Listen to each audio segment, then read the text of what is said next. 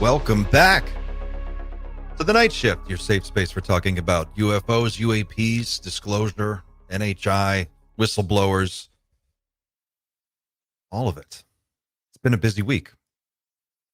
There's a lot going on. In just the last 10 days, we've had almost every major whistleblower that's spoken on this issue put out a prepared statement asking the President of the United States to waive their NDA so that they can come forward with what they know. Robert Bobby Bigelow released episode 3 of the Bigelow family of podcasts with George Knapp, and they had a wide-ranging conversation that touched on some very interesting things, including who constitutes a whistleblower versus a traitor. What is the factor that determines one from the other? The status of gatekeepers in this whole thing, which according to Bigelow is pretty important, and communications that may have happened with some of these non-human intelligences via the gatekeepers themselves. So a lot to talk about. And unfortunately, I said earlier this week, I thought Dan Cleary would be back with us. He is in fact not with us. He is reprising his role in the upcoming Henry Cavill, Russell Crowe remake of the seminal film Highlander. And I think he's going to be back in a couple more weeks. So we're going to be without Dan. But we love you, Dan. We miss you. And I think we have a video, which we'll share from Dan momentarily. But with us today is our returning champion, Andy, from that UFO podcast. Hi. The one and the only. Hi, I'm on the big screen. Hi. Hi, folks. Good to be with you, Clint. Thank you. Welcome back, man. Good to see you. Hello. And of course, last but not least, Pavel and our producer, Xander Jones, proprietor of the Dreamland Motel. How are you guys doing? Doing well. Busy week. I'm going to a wedding later today, so I'm excited. Well, that should be exciting. It's going to be cake, food. Yeah, everything. Music, all the fun stuff. We're going to Was get Dan into actually in Highlander? The original one. Yeah. Yeah. He plays Because the when you Highlander. came to me and I wasn't prepared, I was on IMDb trying to look that up, and I was like, really? Believe it or not. That's actually what I was doing. Stranger things have happened. 100% can believe that. Is anybody else excited about that movie besides me? I'm actually really excited that they're remaking it. I had no idea they were. I think it's racist towards who's Scott. the new Highlander? What did you just Henry say? Cavill. Henry Cavill is the Connor. That's right. is Connor McLeod, and then Russell Crowe is going to plays Sean Connery's part. Ramirez. Where's all the Mel Scottish Gibson. folks? Mel Gibson was offensive to Scottish people, right? He's offensive to a lot of people.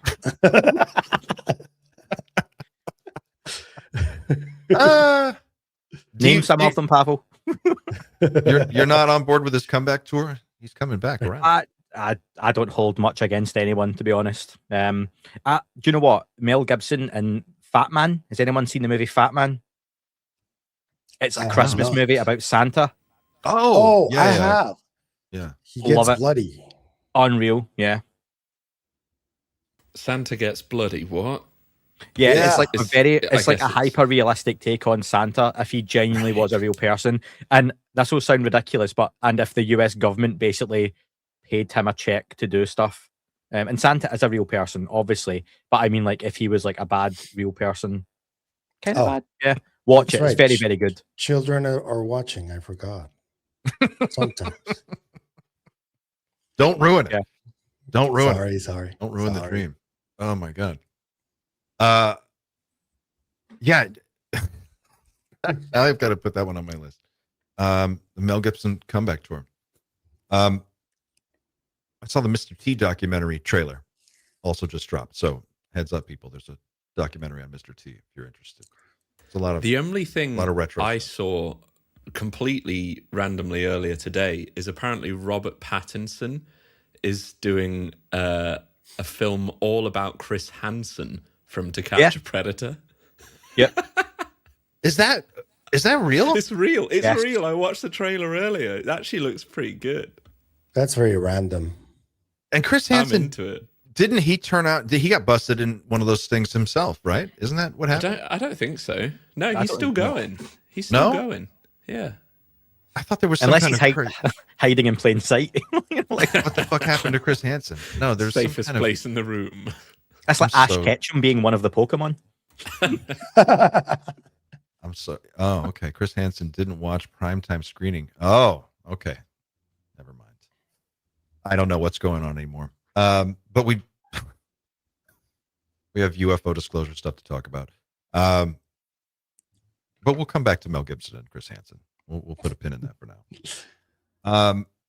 Andy, what do you make of all this? You recently had an opportunity to talk to Mr. Knapp. Yes? Can we go there? Yeah. I mean, Yeah. it was an email, but yeah. Well, I mean, you I exchanged. can make it a lot sexier, can't I? Yeah, George and could- me are on the phone all the time, yeah. The G-Man, I call him. Yeah.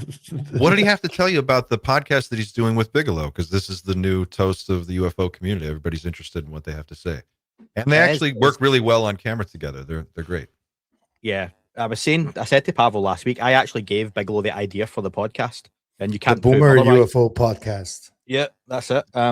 So I just messaged George to ask a little bit about the podcast. What's the plan? Is it a short-term deal?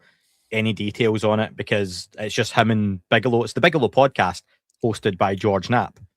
So, but because I was curious and I said this to Pavel, why isn't it just on Weaponized? If this is a series with Bigelow, just put it on Mystery Wire or Weaponized or whatever. But Bigelow's got his own stuff. So Knapp said that it is going to be probably a long-running podcast. They're not entirely sure. It's up to Bigelow. There will be guests coming on, special guests, and it's a platform for Bigelow to share his thoughts and get things off his chest. To be fair, he does say to certain things that him and Knapp talk about, I'll come to that another time, or I don't want to talk about that yet, and that's fine. There seems to be a plan, given he's got like a little notebook in front of him of what he wants to talk about. Then there are other things where he's like, no, I won't go into that right now. So it looks like there's scope there for a longer running podcast. I don't know how long they're filming it over. Are they doing it weekly? Do they film for like 5 hours and then come back to it? But I don't think Bigelow's doing it for the podcast grifter money, because I don't think he needs that dollar. What do you think he's doing it for? Timing.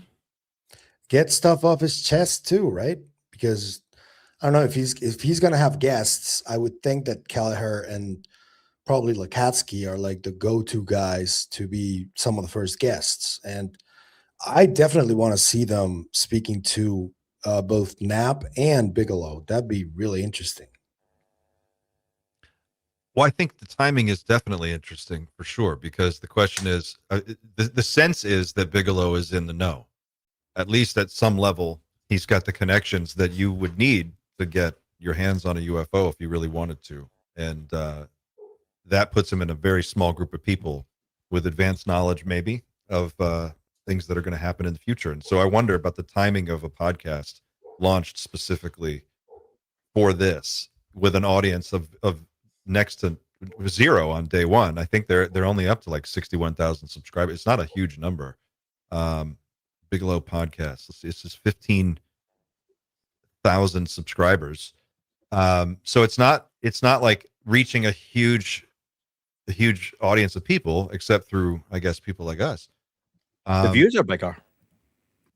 Yeah, it's got. I mean, numbers. the views are good, but even those, I mean, none of them are 100,000. I mean, 89 is the highest view count on episode 2. So I'm just interested in like what is he after here? What's the goal? Is it just to create a record of these are the things I wanted to talk about before something happened, or is it more he just wants to get in on the podcast game because it's awesome? Remember, they did drop the episodes on 8 News as well. Yeah, and on both. the first episode does have like about 500,000 views already. So Oh, It did okay. So they're have a huge impact, but on other channels. And to be fair, that channel recently opened. Like when the first episode dropped, that's when the channel opened, and it's already at 15,000. That's 2 weeks. 2 weeks. Yeah. That's a lot of Fair. subscribers Like- for 2 weeks. It is a niche Like- topic for sure, and Yeah. you have to be really into it to know who Bobby Bigelow is. Yeah, the guests though will bring more people into those conversations too, because they're going to have a bit of an unlimited reach for guests.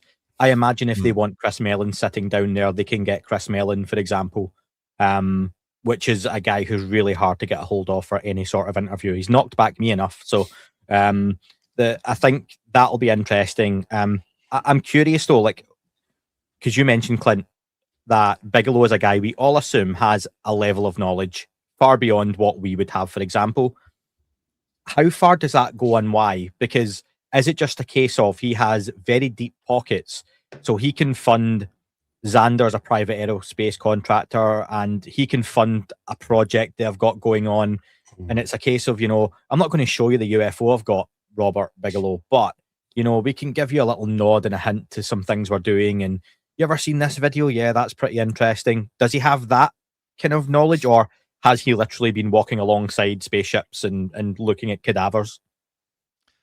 So this is an interesting one, because in episode 2, I think it is, he kind of touched on a little bit of this.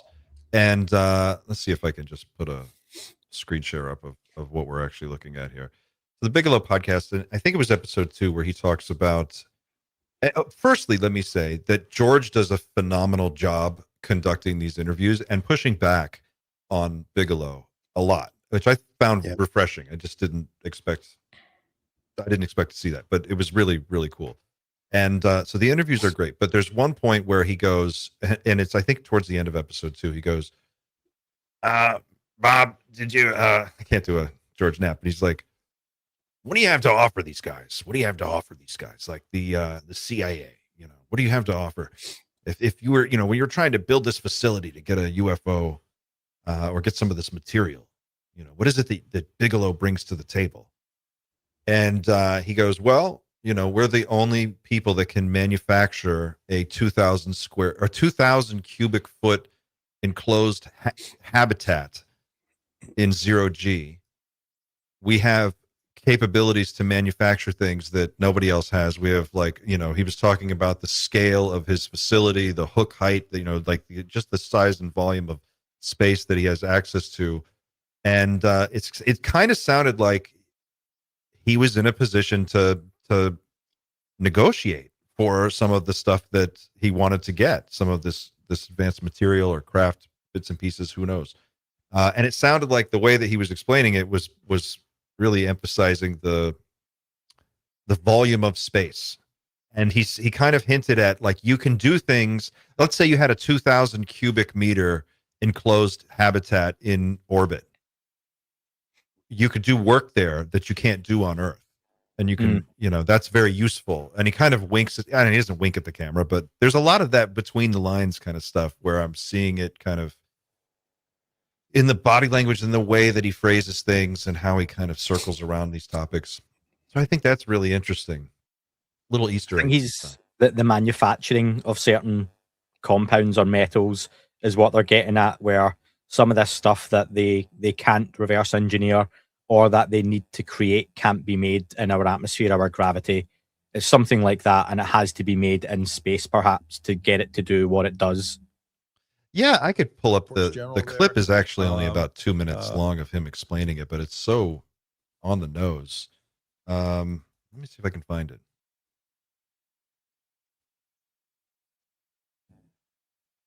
What did he what did he say about the whistleblowers and the difference between a whistleblower and a traitor? He said, fuck him, like Cool Talk does. I haven't seen the latest More or episode less yet. Here we go. Oh, okay. We'll come back to that question. Yeah. All right. So this is George asking the question.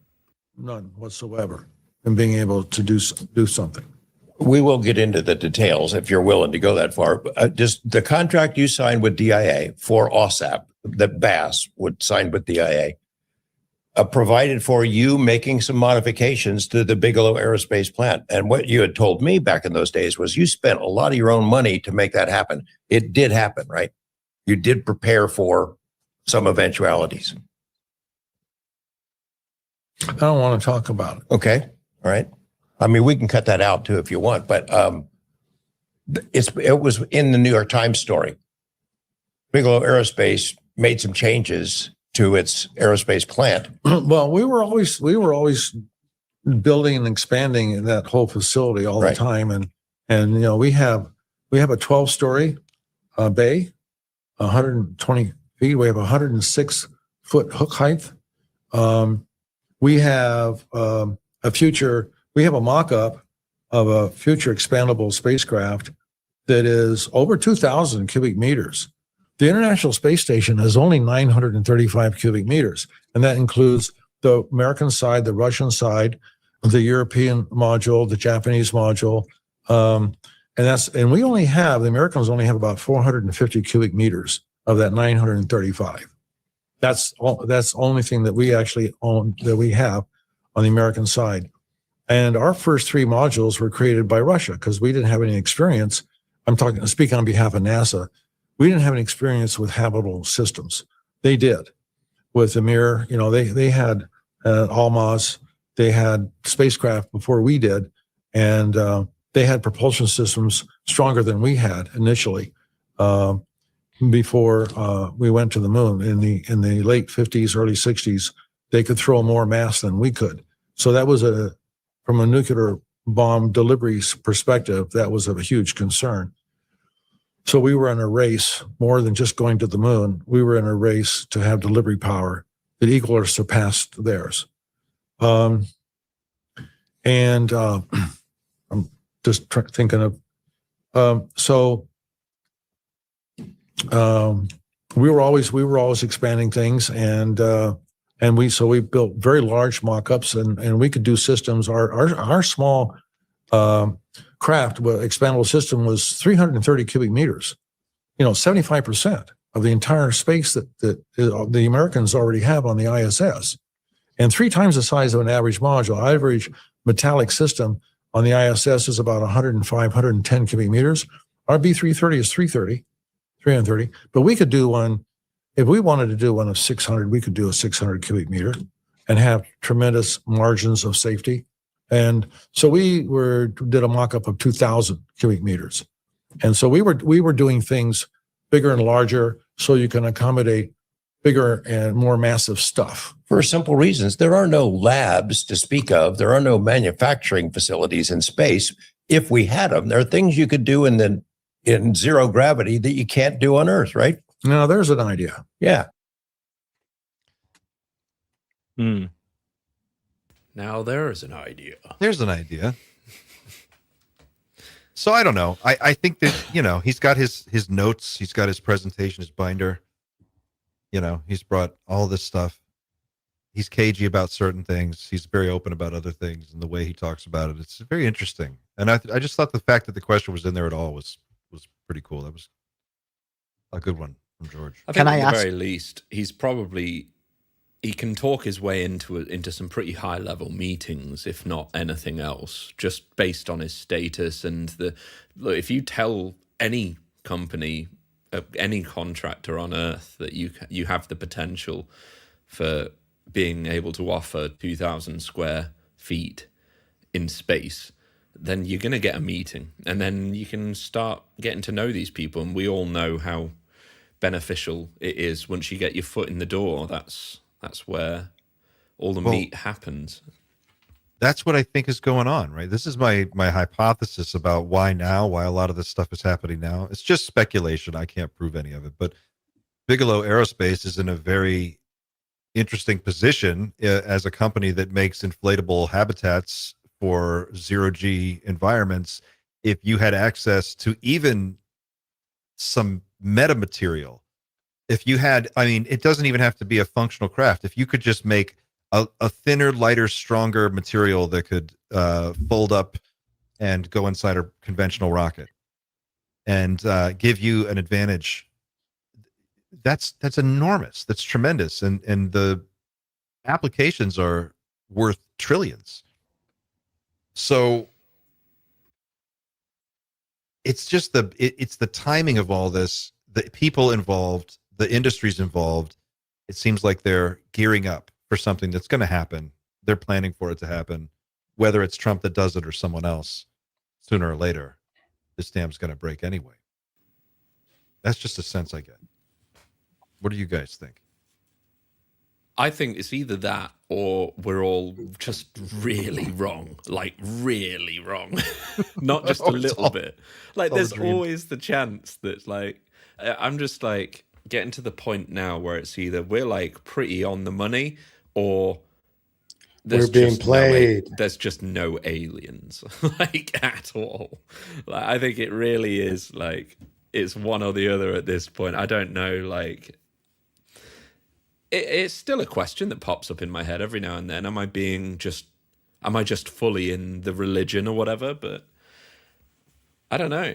I'm not saying I'm becoming a skeptic by any means, but it's either nothing or everything at this point for me. Like, see, that's not an option for me because I saw what I saw in the mid-90s, and that wasn't a misidentification. So there is no nothing, and that probably goes for a lot of people. A lot of people will be in your boat, Xander, of people that have never had any sort of anomalous experience. And I don't mean they've seen a small light in the sky flying along. I mean something much more profound or tangible, okay? If you have had any kind of something of, wow, I really can't explain that. And even then, some of those will be misidentifications, but you know what my problem is, Andy, with that, because I had experiences, but nothing to do with UFOs. And I get the sense that I had some kind of a contact or communication with something, but I don't know what it is. And I still can't put one and the other together for me. I still can't say, oh, I had a near-death experience and then I've had some really strange anomalous things happen. Therefore, UFOs are real. I can't make that connection yet. So right now, I think that the belief is that there is some kind of phenomenon, but I still have my many doubts about aliens from other planets, for alien races, stuff like that. I still do. Yeah, but you don't have to separate it that much then to say I've had some. You can get a little bit too meta, people, with this whole subject sometimes of, yeah, it's aliens coming from other planets is the boring hypothesis now, and it's it's something much more complex. But we don't have to get so far up our own arses that we literally can't smell our own farts at this point. Where it's not human, but it's not alien, and oh, for fuck's sake, right? At the end of the day, there's something not human, and if that means it's whatever the label is going to be, that's fine. If it turns out, do you know what? It's actually God and the devil fighting each other, and it's legions of undead versus legions of angels. Cool, fine. And if the chariots that the Romans saw were actually real chariots flying about in the sky, cool, fine. I just think sometimes we can go too far. It's the antithesis of the whole UFO versus UAP thing. People say UFO, we know what they mean. We don't have to say UAP. It doesn't make anyone more intelligent, and this isn't aimed at any of you guys, right? Or anyone in the chat. When you're like, oh, it's UAP, I don't like UFO. UFO is the name. Same as WWF is wrestling, not the World Wildlife Fund. That's ultimately what it is, okay? So we don't have to always overcomplicate it. Regardless of phenomenon or not, UFOs, we all know what it means. Something not human. When it comes to just that, and it's totally different subject for another day, potentially. But the whole thing, are UFOs real or not? You can't, that question is redundant now. If what you mean is, are aliens real or not? Fair enough. But there are things in the sky, under the water, in space that are clearly not conventional human craft kicking about. So I guess the only thing I would say to that is I have had anomalous experiences as well, to the degree where they involve absolute belief. But people have... I'm just still of the opinion, no matter how much I believe that those experiences were anomalous, there's always just that element of myself that I might be crazy. I might be a brain in a vat. Like these claims are wild, like, and they need some pretty wild evidence. And just my own memory of what I saw as a child it's not good enough evidence for even me to say this is definitely real, and that therefore I'm still don't get me wrong, I believe in UFOs and I believe that there is something interacting with humanity, but can I say 100%? I don't think I can still. So that's why I'm saying, like, all this stuff that's going on right now, and the fact that we feel like we are right on the edge right now with Bigelow and all of the whistleblower pleas to the president and stuff. It's like, that's why I'm saying we're either completely right at this point, and I do believe we are completely right. That's why I'm sat here. But I think the opposite, the other answer available is we are all very, very wrong, and we're having a great time at the same time. Absolutely. But I agree with you. Just let me come in on that, right, around the whole, we could all be very, very wrong on this, right? I think something you said there that I'm kind of struggling to remember around 100% belief in this or not. I actually do believe that phrase, the toothpaste can't go back in the bottle anymore, you know, you can't, that's bollocks. In a couple of years, we could all be here or on various shows or online talking about 2017 to 2027 was a period in time that stopped, where all those people turned out were full of BS, they just went away. I think this could again become just another phase of ufology, where in 40 years' time, whoever turns out to be the new George Knapp is sitting on a podcast or a TV show or whatever format we've got then, saying back in 2017 to 2027, there was actually a period in time where these whistleblowers, it could be just another part of the topic. Unfortunately, I think that could end up happening. So when people say we've gone too far, you can't put the genie back in the bottle or the lamp, whatever, they could, because they've done it before. You can just, and we've talked about this before, Clint, on Doomer Friday, you just muddy the water so much that all the good information gets flooded with shit. Mm-hmm. That can happen for me, in my opinion.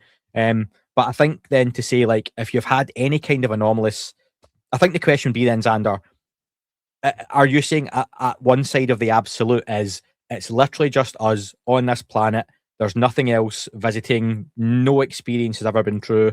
Because that absolute seems too far when you've had some kind of belief. It does, but then I still think it's possible. Yeah, okay. Just highly improbable, but yeah, you know, highly improbable stuff does happen, and the vast majority of the planet would probably say that this is all just, at least the vast majority of what we believe is not true. They might think, oh, aliens, Roswell happened, but they probably they see us as Charlie from It's Always Sunny with, you know, connecting the string and stuff in the post basement. So I think in the same way we see all the religious folks with their various Yeah. gods and various prophets and various stories that are all probably wrong, but there might be a truth to the overall core story. So that's just human nature. I think it's a little simpler than that. It's I'm with you, Andy, that it's easy to overthink this stuff, right? Like, you can really get in the weeds, and you have to be careful with that, because we know that of all the lore that's out there, some percentage of it is just the collective imagination of the group. Some percentage of it is bullshit that was planted there specifically to mislead people. Some percentage of it is just Hollywood bullshit, and some percentage of it is true. But understanding which is impossible. But it is way more likely that there are other things that are interacting with us than there are not. And it just seems to me like if even the smallest fraction of the claims that have been made turn out to be provably true, then from there, it doesn't really matter what the specifics are. I mean, it's like, if they're here, then that's interesting enough. I don't need it to be space, Nordics, or gray, you know, just something else that's not us. And I think that one way or the other, you're going to have a world where we have to confront that with AI anyway. So it's almost a foregone conclusion. And I think that in terms of the actual program itself and the toothpaste getting back in the tube, I take a different view on that. I think that I think the system is broken. I think the secrecy machine. I think that whatever the program was, when it stopped being one program and fractured into many, I don't think it's sustainable. I don't think that there's enough stability in this system to keep it secret forever. And I think that they would prefer a controlled crash. Human nature being what it is, people want to cash out. They want to be free to make some money. They want to go live their life. They want to do other things. They want to have prestige. They want to have careers, whatever it is. Their motivations are personal. And I think that if you're sitting on all this information and you're a gatekeeper and you're in the program and you're looking at your options right now, a lot of people are thinking about flipping on this thing. Or maybe they just want a way out because it is such a hostage situation for them. Can I interject a little bit? Because I think that, yeah, like what's happening over the last 80 years is very important, but I think that's just like a little tiny part of what's been hidden from humanity on a systematic basis for millennia. And it's not just about the UFOs. Like there is documented evidence from different eras in time that show this interaction that people have interpreted differently. The recent secrecy from 80 years until now doesn't, well, I guess it does, but it's not talked about publicly, but it involves also archaeological digs, potentially even ancient artifacts. Who knows what these control systems from humans, from like let's call it the Epstein class, perhaps, have been withholding from people for the longest time. And it's in every field. It's not just ufology. It's ancient history. It's science, mathematics. There's been stuff that has been kept from the mainstream forever. And I think that's the important part of the story. It's not just about the objects in the sky. It's about everything that's been going on and how reality has been managed to keep us in a certain way, in a certain state of mind collectively. See, to that part though, and to Clint's point about the managed catastrophic side of things, when you don't know what the secret is, how do you recognize the truth when you're told it? The real answer, I think, if I had to give you a real answer to that, it would be you fucking have a team of auditors and accountants and attorneys, and you go in and you start checking fucking file cabinets, looking at receipts. You know, you go into it like you would go into any criminal organization, and you start looking for evidence.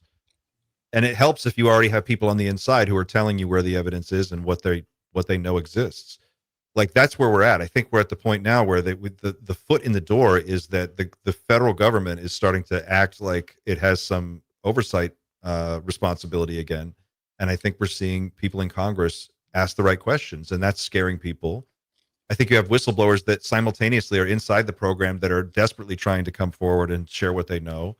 And I think you have a political class that is in charge of the country right now in the conservative Republican Trump party, whatever you want to call it, that is desperately looking for a way out of the Iran quagmire, and they're panicking.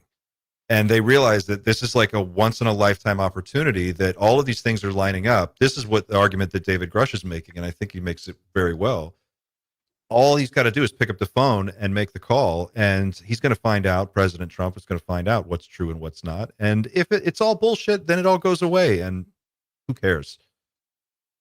But that's not what's happening. We're seeing something else happen. We're seeing these people take it very, very seriously.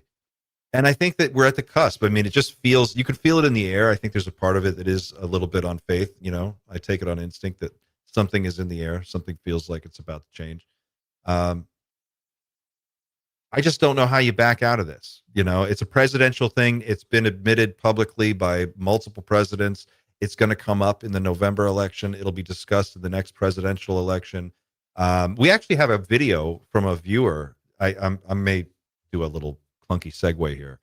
And this will set up something. I asked some people on Wednesday to send in a video of what they think about disclosure and what it should be. And we got a video from a account, Foster Wellbeing in Malibu. I think they're in Malibu. And this is an interesting take, and I want to share this with you guys and get your opinion. Maybe you guys can give me some thoughts on this. This is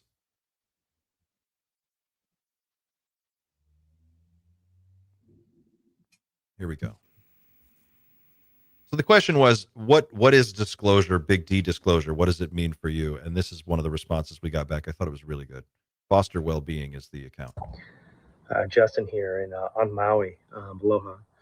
We must pass the Schumer UAP bill. Schumer introduced the UAP bill when Dems had control of the Senate, and when Republicans took control of the Senate, they killed the UAP bill. So there's individual Republicans that are interested in legislation, but they fall in line with whatever Trump wants. He could pass it tomorrow, and he obviously hasn't.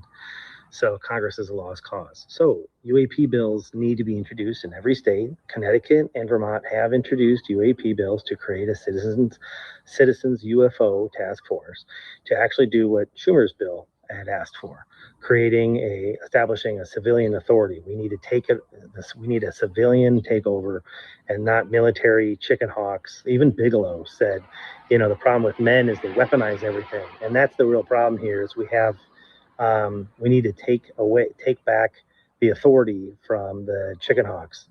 So I even passed a resolution, the Hawaii Democratic Party supporting disclosure and transformation of government files related to UAPs. And I have a state senator willing to introduce it. Anyone can do it, Republican or Democrat. Lobby your state representative. This is the way. Thank you. All right. State by state. I'm the only American here. What do you think? I see you shaking your head, Andy. Why are you shaking your head? It's such blue sky, fluffy bullshit thinking. I mean, really appreciate the guy's point, okay? But no. If you're up against an 80-plus year cover-up of the biggest secret of all time, and you want to start a grassroots citizens petition, like state by state, or no, like this needs something bigger and more profound to break through. It's like, did you ever play the game Lemmings on the Sega Mega Drive? Of course. Yeah, right. Of course. Pavel didn't. So, like, in Lemmings, you'd have like a little guy, and you'd have like diggers, and you'd have climbers, and you'd have like explosives and stuff, right? Imagine having one little lemming trying to hammer their way through like a really, really thick wall. That doesn't work. You needed hundreds of lemmings and different specialities to try and get your way through. This whole thing of, and if I'm getting the guy's point right, and I really appreciate how eloquently he made it, and it's going to rain, it looks like, in the background. You can't take this back to a grassroots level and expect that to have any kind of impact. You look at what we've got. We've got guys who have literally been briefing presidents. We have guys who have allegedly seen the evidence, been with people who have worked with beings, captured beings. And this guy's suggestion is, let's take it back to like local election level. Never mind before we start talking about, the elephant in the room being the rest of the world having a say in this as well. That just seems like a massive, nice, as if the world actually works like that. It doesn't. But don't you think, I think he actually has a point, because you can bring something up to at your local level that is, it's easier to act on local small government than it is to act on big federal government. But that only works for awareness, Clint. It doesn't work for like passing laws and making shit happen. But like, I'm in Florida, Luna's in Florida, right? Like I'm here. These people live in states. They have, they have constituents that they speak to, and if it's on their mind, it'll be on. It's just part of the awareness campaign. I don't think he's saying it has to be either or. I think he's just saying this is another opportunity for people to apply pressure to the government in some way to get some. Politically, this is not a good move still. So to strip it back, it just seems like we're already at the door with people like Luna, Burleson, Burchett. They have the pitchforks out. And for some people, and this is fair, it's like they're at the door of the castle, but they're not quite banging on it, but they're making it look like they're banging on the door. But are they actually banging on the door? Because to the gentleman's point there, Trump could pick up the phone and do this, but he hasn't. I think that's the irony of the moment. I think that he is categorically the dumbest fucking guy in the world, and he's least equipped to understand or process any of this shit. And however, as much as that may be true, and much to my chagrin, he is the president in charge of it. Bro. That's what we got. Obama gotta didn't do it. Biden didn't do it. Bush Wait. didn't do it. Hold on, we have one of the friend of the channel here. Chris Ramsey's in the studio. I'm gonna bring Chris into this conversation. Chris, what's going on, man? What is up, fellow doomers? You picked a good time to drop in. Nice Yeah. episode, dude. You know, I thought the world was burning for a second. My ears were burning, and I was like, "Oh, my friends are probably talking about the downfall of mankind in face of the UFO disclosure era." So, thanks for bringing me on. Thanks for being here. Yeah, Andy, I'm sorry I interrupted you, Yes. but I just didn't want to leave Chris hanging. I was listening attentively, so please continue, Andy. I was just finishing up my point to say that anyone who hosts Richard Doty should be outcast from the whole community, and then we go from there. No, essentially, I think to wrap up what I said, it was all blue sky thinking. We can't strip this back. We've got power behind this. Trump could make the call. And just to be fair, I'm not American, Clint. I know you're a huge Republican and Trump fan. You've said as much. No president has done this so far. So stripping away everything else, anyone who did have opportunities or was going to do it or could do it, like Mr. Clinton, Mr. Hillary Clinton had the chance back in the 90s and didn't. Obama, for all he's great and has his sound bites afterwards, nothing got done there. So Trump right now has done, you could say the same as the rest of them. You were even going to do the. You were even going to do the. You know, I saw you he's about done to. more than anyone, more than anybody. It's I think what's interesting about Trump is the way the game board is set up. Right, this is a guy that's backed into a corner. He's 80 years old. He's already got billions of dollars. Like, it's not about money. It's not about, it's about legacy. And this is the legacy thing. This is the biggest legacy move anyone could ever make. Like, if you wanted to, I mean, you could, and I will say this. This is something that I do. I'm not the biggest Trump fan, but I'll say this. He's the TV guy. He's the TV guy. If you wanted to make it a really big, like, Hollywood moment, this is the kind of event you could really produce the shit out of. And think about the ratings. Like, if I were, you could sell it to him so easy. And I just think maybe in a weird, ironic twist of fate, like, this is just how it goes down. He's not the guy who's going to help us figure any of this shit out, but he's the guy who puts it out there and makes it happen. And then we get on with the business of dealing with it. But it could be interesting to see.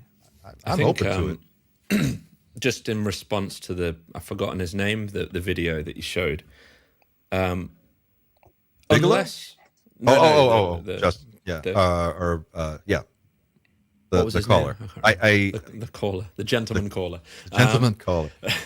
I think, if it's not bad, unless Andy thinks it's actually, like, detrimental to contact a congressman or whatever, I think part of the reason I started talking and contacted Clint and started my own podcast is because I wanted to tell people about this stuff. And I think the vast majority of us, our option is do that and not a lot else. So if our only option for the vast majority of us is raise a very, very small amount of awareness, fine. That's fine with me. Like, it's either that or sit still and wait to be told something. I think that it's the big moves, I agree, are not going to come from contacting your congressman. I think that we're way past that at this point. But I don't think it's necessarily a bad thing to get involved, at least. I don't know. But anyway.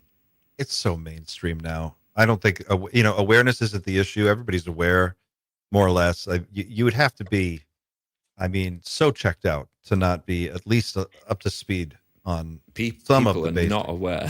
I don't think people are aware. I don't know, man. It's every podcast, every show. It's on mainstream news now. It's on Fox every other day. Chris is selling out shows live. What the fuck? Chris is selling out every show. There is awareness. It's crazy. What is it? We have crossed a cultural moment, and I think now, Bill Maher said it the other day. I wish I could find the clip, but I couldn't show it even if I had it. but he said disclosure's already happened. If you don't think something's here now, you're the conspiracy theorist, right? Like that. He just kind of flipped the whole script, and I think he's got a point. I think it's hard to argue. I mean, really, all of these people, every last one of them is just misunderstanding what's going on or misidentifying something or crazy. It's just very hard for me to wrap my mind around that. And has that changed anything? Well, what do you mean? In what way? So, Bill Maher, I think we would all agree, for us, disclosure has happened. You'd put that in quotation marks. But again, I'm very much, the public want or need confirmation. They need permission. They do need to be told by a government this is what's happening for them to believe it. That's what will change this conversation.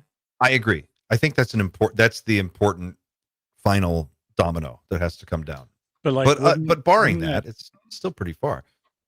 I would just like to posit the idea that if you did have an official government disclosure, only half the people would agree with it. Only half the people would be affected by it in this sort of divisive political state. Whatever side says, it has to be bipartisan if you're going to do something like that. If it's just the Trump administration putting things out there, then it's just another conspiracy theory. It's just another fake election, or it's just another, you know what I mean?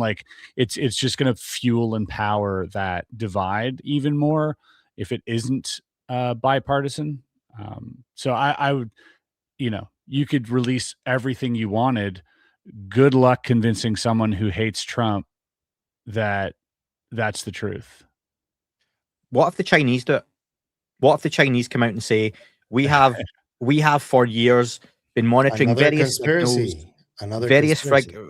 but yeah, so that's it. But it depends what they do. And to Chris's point as well, yeah, probably the whole 50-50 thing. Again, if we're thinking of this being a US-centric announcement and how that would work and administrations, etc.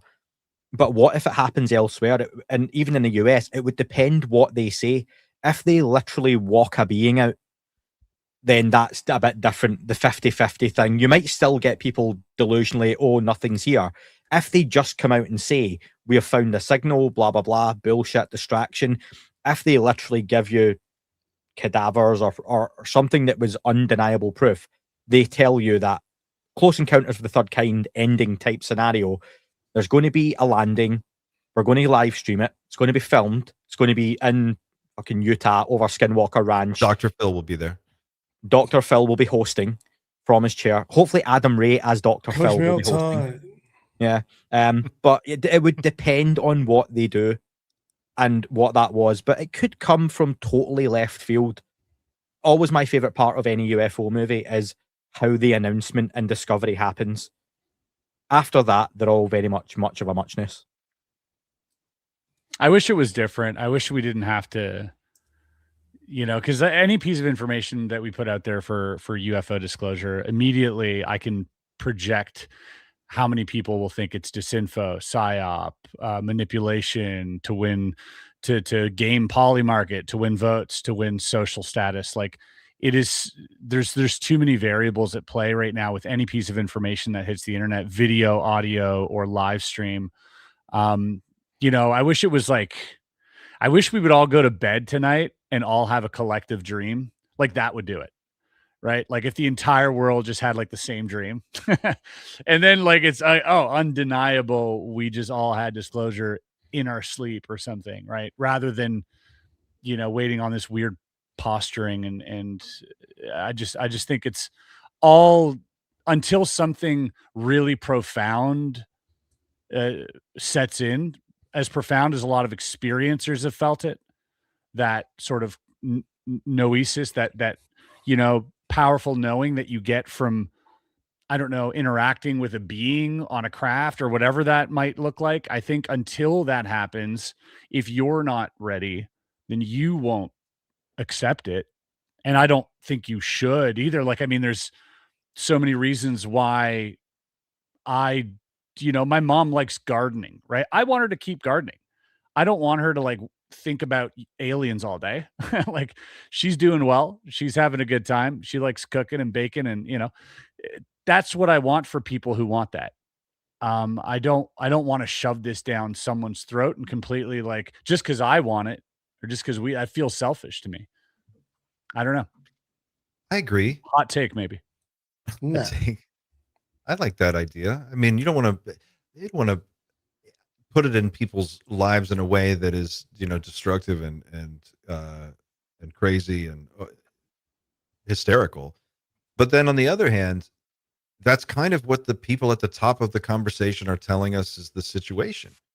And that's where I find myself is like caught in this weird, uncomfortable in between of like, well, if you're looking at the people who are in the know and you're watching what they're doing and you're listening to what they're saying, they're expressing a sense of urgency that is getting louder by the month. And that is accompanied by a lot of activity at the higher and higher levels. And it seems like everybody's getting their ducks in a row. I mean, certainly that's the impression I'm getting. And it does make you wonder, is there something, we got to rip the Band-Aid off and explain to people what's actually going on here so we know how serious the issue is. And if they're saying, look, it's so serious, we can't tell you. Well, then I would say, well, now we have to know, right? I mean, if it's not a big deal, then it's not a big deal. But we can't leave this decision of what it is, whether or not it is a big deal, to a few unaccountable people in a program no one is aware of.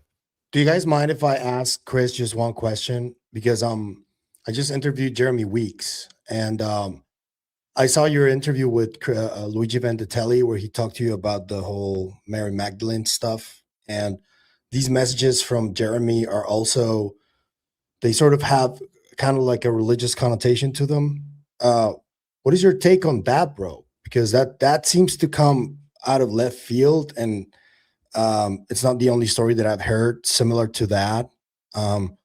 And it's really intriguing to me. So I don't know what your thoughts on that were. I don't particularly know. I think that's my thoughts. I don't know what to make of it. I think I think it's intertwined within this topic, the idea of religion or Jesus or visitations by celestial bodies and in your homes, and so I think it's all kind of intertwined. But I do not know what to make of it. They're all the options are in front of you. Are the aliens psyoping us? Like there's all these things that come to mind, and all of them could be true for all I know, or all of them could be false. I have no idea.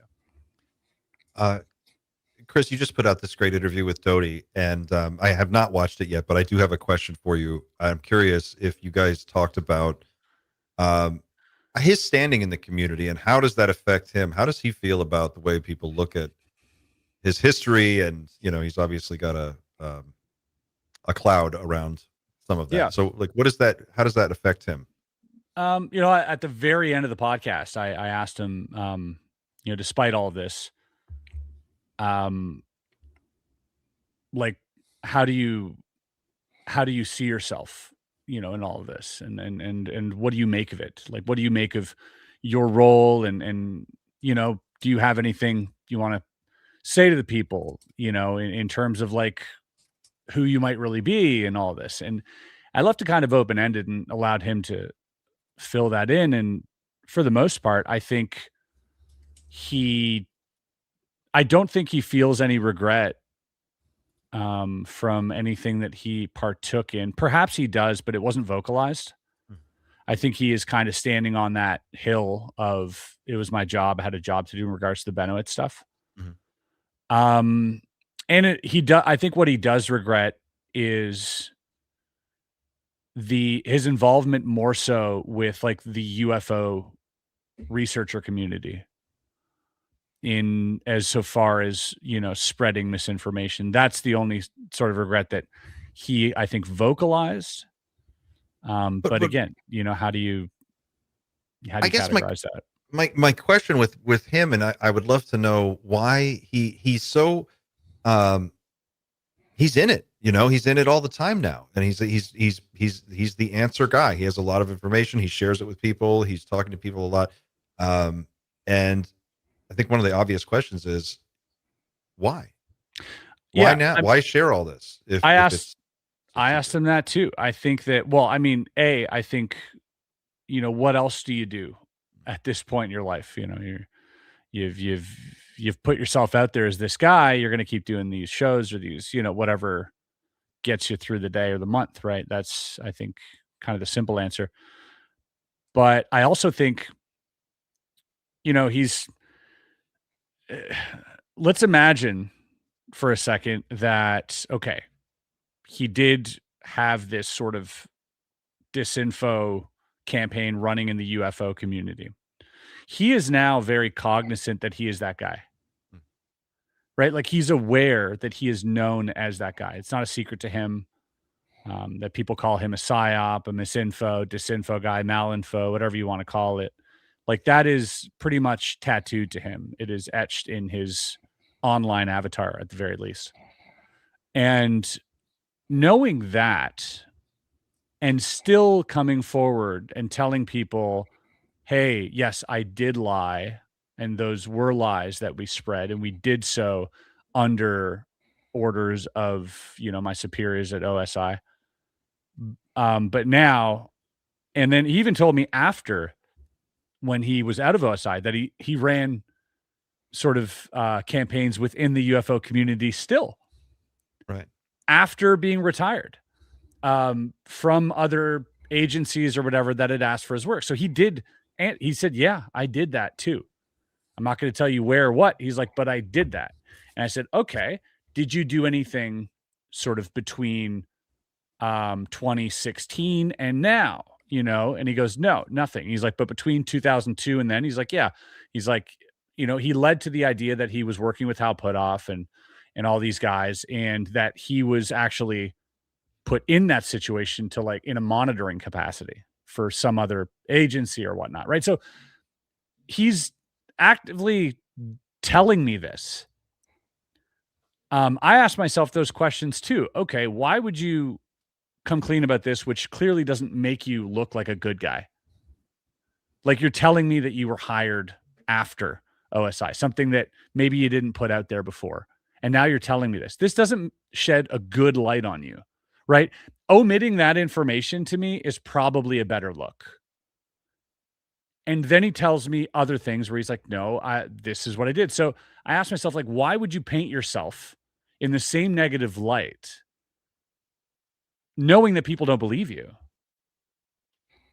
Like, it doesn't kind of add up. So, well, what does he expect people at this stage, like, that whoever he is talking to now, whoever that audience is that's focused on it, what he has to say, how does he expect them to perceive him? I mean, obviously he must think everything he's saying is called into question immediately, right? Like, he must know that. So, like, why spend your time going around doing it? Like, how do we know he's not doing it now?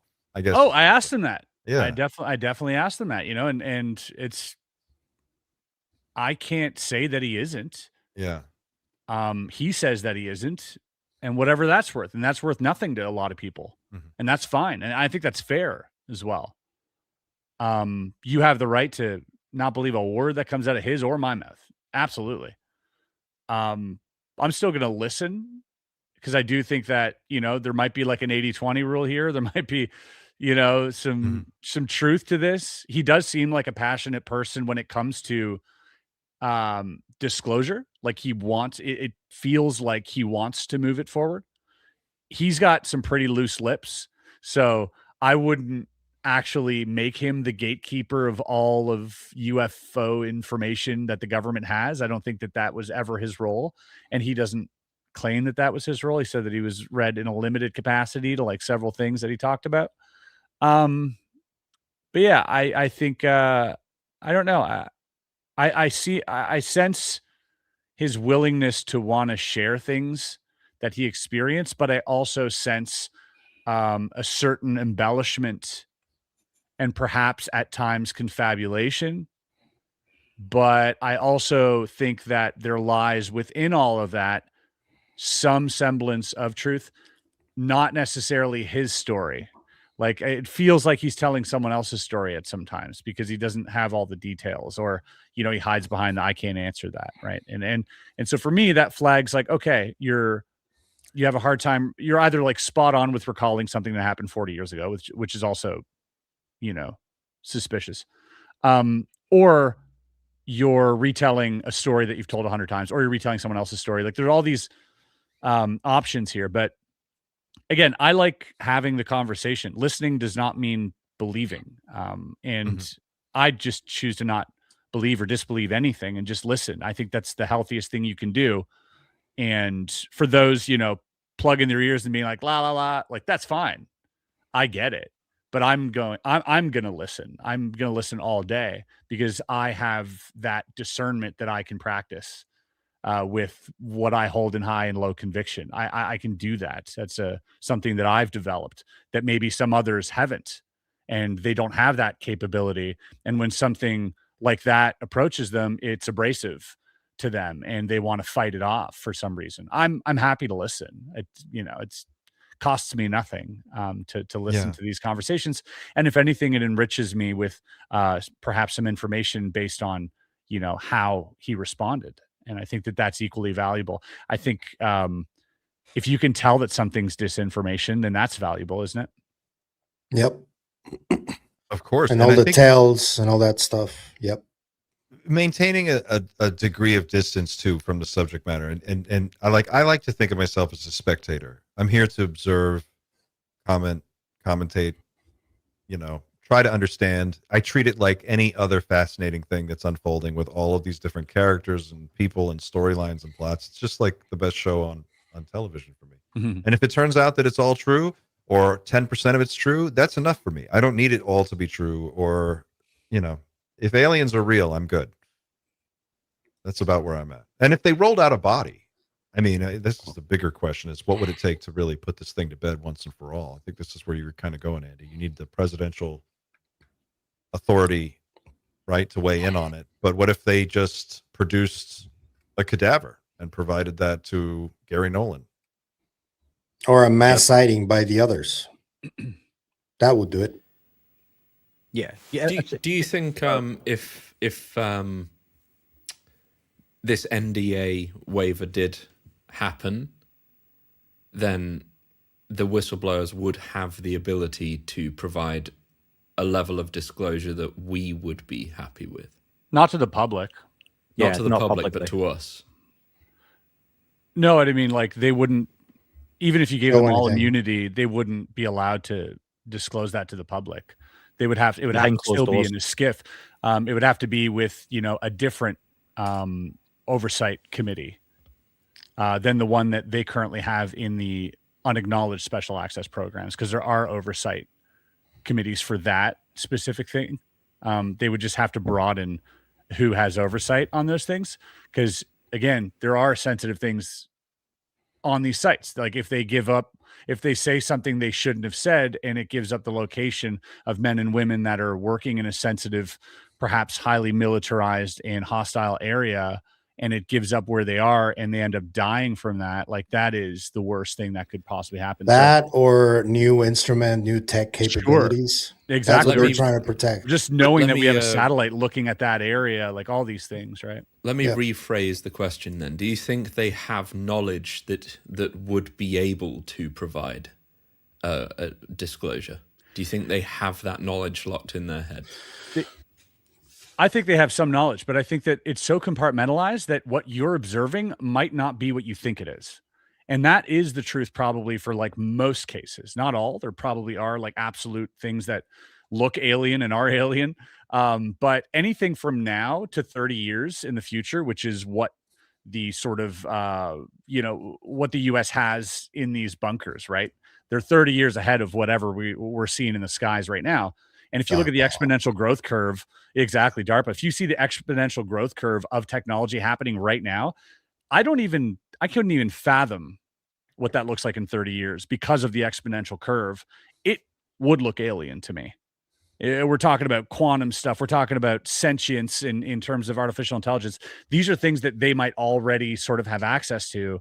And that would look like an alien to me. And so if I saw that in a compartmentalized sense, where I'm working on like some radar tech that is actually predicting where the enemy's going to be before the enemy decides to go somewhere, that's going to look like alien tech to me. And I might want to blow the whistle on it and say, we have NHI tech. And then I heard a story that there was a crash and whatever, right? But who knows? That might not be. I don't know. And so, yeah, I think having that information is going to be good. But what that leads to, I don't know unless you have the full picture, right? Well, I think that's what's so interesting about what Grusch, the case that Grusch is making. He's like, look, call me. Pick up the phone. Like, Trump could be like, clear the room. I need the next hour. Get Grusch in here. Get Matt Brown in here. Get that Dylan Borland guy in here. I'm waiving all your shit. Show me what you have.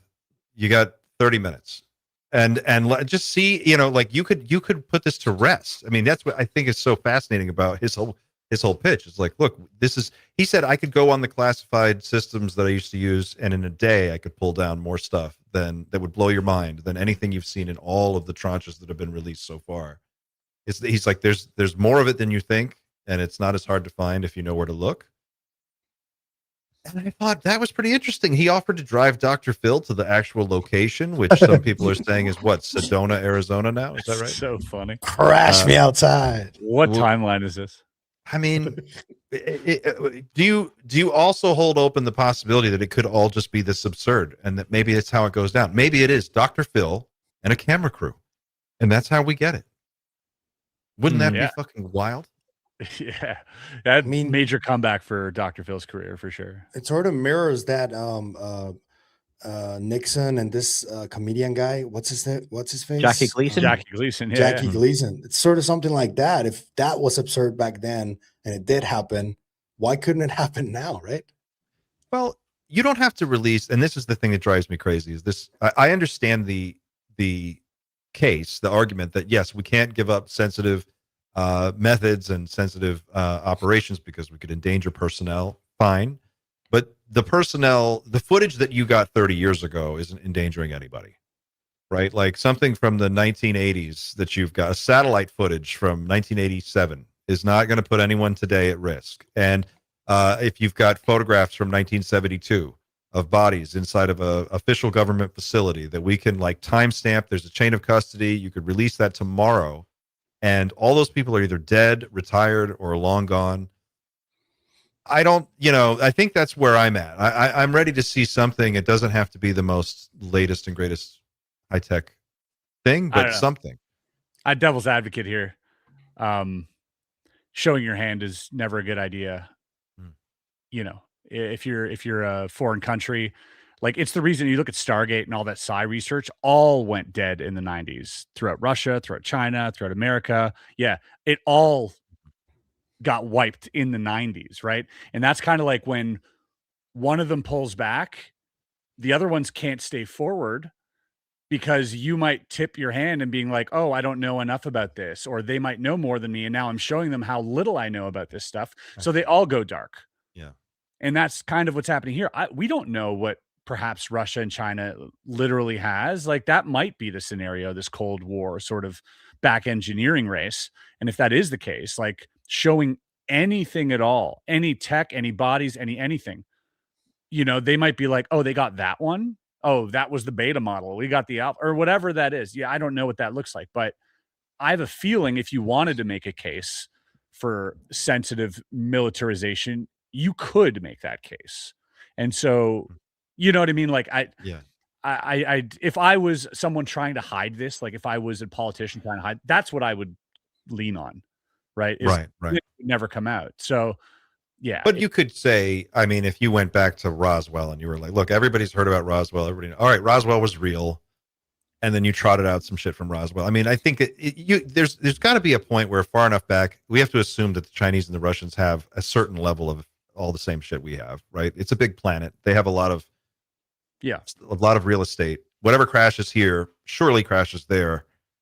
At some point, we all know, everybody's holding, everybody kind of knows. It's that scene in Reservoir Dogs at the end. Everybody's kind of in that situation. Yeah. But I wonder if you I don't know. I like this idea, not because it's China. I'm not in love with China or anything, but I like this idea that there's a power player now at the table that could make a move that is not going to be dictated by the United States and our fucked up government in whatever situation. If Chinese did something, that'd be interesting. let me make Chris's point in a slightly different way as well. Okay, everyone here seen the movie A Few Good Men, Yeah. and you've got Classic. Jack Nicholson, yeah, in a courtroom, who is like, I'm the military, I'm in the military. Everything outside the military is bullshit, nonsense. We do things a certain way. Things are the way they are. People get unalived. Things get lied about. Things get covered up at all sorts of levels, right? So I'm Jack Nicholson. I'm one of the gatekeepers. Why do I give a shit about any UFO podcaster saying, release this tech from 50 years ago? You can just do that now. They don't give a shit what we want, how long ago it was, whose technology, is it national security or not? They're literally going to the public and all of us, fuck you, you're getting nothing. They don't read Twitter. They don't read Reddit. They don't give a shit. They don't watch Gerb's videos. They don't watch Chris's interviews. They don't care. They are in their own military world. They are going, we have technology, we have a job, and we're doing that. We don't give a shit about what Xander wants to put out for his next 3-hour wonderful special on beings or technology or whatever it may be. They literally don't care. You've not done your doomer vote yet, right? But this, for me, is just the way that people need to sometimes think about this topic, where you might go, yeah, you could scrub it, or all those people are dead. But there's folk going, no, this is the way this works. We owe the public nothing. I'm not saying this is right, but this is how they think. In the military, we have seen this. We know this. So why are they due or going to give us anything at all just because we think we should get it? Yeah, and they've killed... DoomerFriday.com/vote, people, if you're any... They've killed people. Yeah. Like, dude, like that should giving them a subpoena or hey, an affidavit, or hey, you have 30 days to comply. Like, they'll wipe their ass with it. I agree with that. It's a nuisance, isn't it? It's just well, I think really to your point, Andy, in that film, Nicholson had committed a crime and was on trial for it, and he was guilty. So, I mean, fuck him. But I understand your point. The question is really about who's in charge, right? And who's running the government? Because this group of people is perfectly happy taking trillions of dollars in tax money and spending it on God knows what, and not telling anybody anything. And they don't seem to feel that there is a need to share any of this information that they're gleaning from these programs with anybody else. Least of all, the people who are in charge of oversight of these programs and the funding. And the real issue isn't necessarily about, are they here or are they not here? Are aliens real? I mean, yes, that is one issue. But the other issue is, who's in charge? And does anyone have oversight, including the president of the United States? And at what point is too much secrecy just too fucking much? And I think we're there. And I think that's what Burleson and Luna and Burchett and the UAP caucus and a lot of very intelligent people in this space are making that argument now. They're saying, and Grusch too, Matt Brown, all of them, they're saying, look, there's a world operating inside our government that we have no accountability for, and that's not okay. And so you're seeing it. Yes, it is a battle about UFOs and UAPs and aliens, but it's also a battle about authority and how this country is actually supposed to work. That's even more complicated. But you know, I feel bad for people like Matt Brown and Dave Grusch and Dylan, because they're very clearly trying to do the right thing, but they're like needle in a haystack when it comes to people who want to do the right thing at those levels, and with that level of secrecy, they don't really care. And when they came out publicly, I think that the perception that these people, the ones that are keeping the secrets, have is like, those guys are snitches, and we're going to treat them as snitches. And that's really unfortunate, because you can tell that the minority are the ones trying to do the right thing, or what they perceive as the right thing, and the others are just complying and doing the work, doing their job. Well, when you swear an oath and you take it seriously, and you have a code of ethics and morals that you live by, those are the types of people that we want in our military and in our intelligence organization. These are prime people with a set of guiding principles that they live by, and they take it seriously. They take those principles seriously, and I think they get into a position where they learn things that are really fucked up, and they go, look, I have to make a personal judgment call now. Do I live with this for the rest of my life and pretend like I didn't see it and it's not real, or do I do the thing that I know is going to fuck me up, but I have to because it's the right thing. And I report this through channels and do whatever I have to do. And I think that's why you see, you know, when you look at Dylan, you look at Matt, and they look so just wiped out and, you know, just stressed. They get it, you know, they more than anybody else. And I think for each one of them that we see, there must be 100 more waiting in the wings that are ready to talk about something, but maybe just don't have the opportunity, or they're afraid, or they're terrified. Sure. Or they are exactly like Dylan and Matt, but think the opposite, where they have not arrived at a place where they think the right thing is to come forward.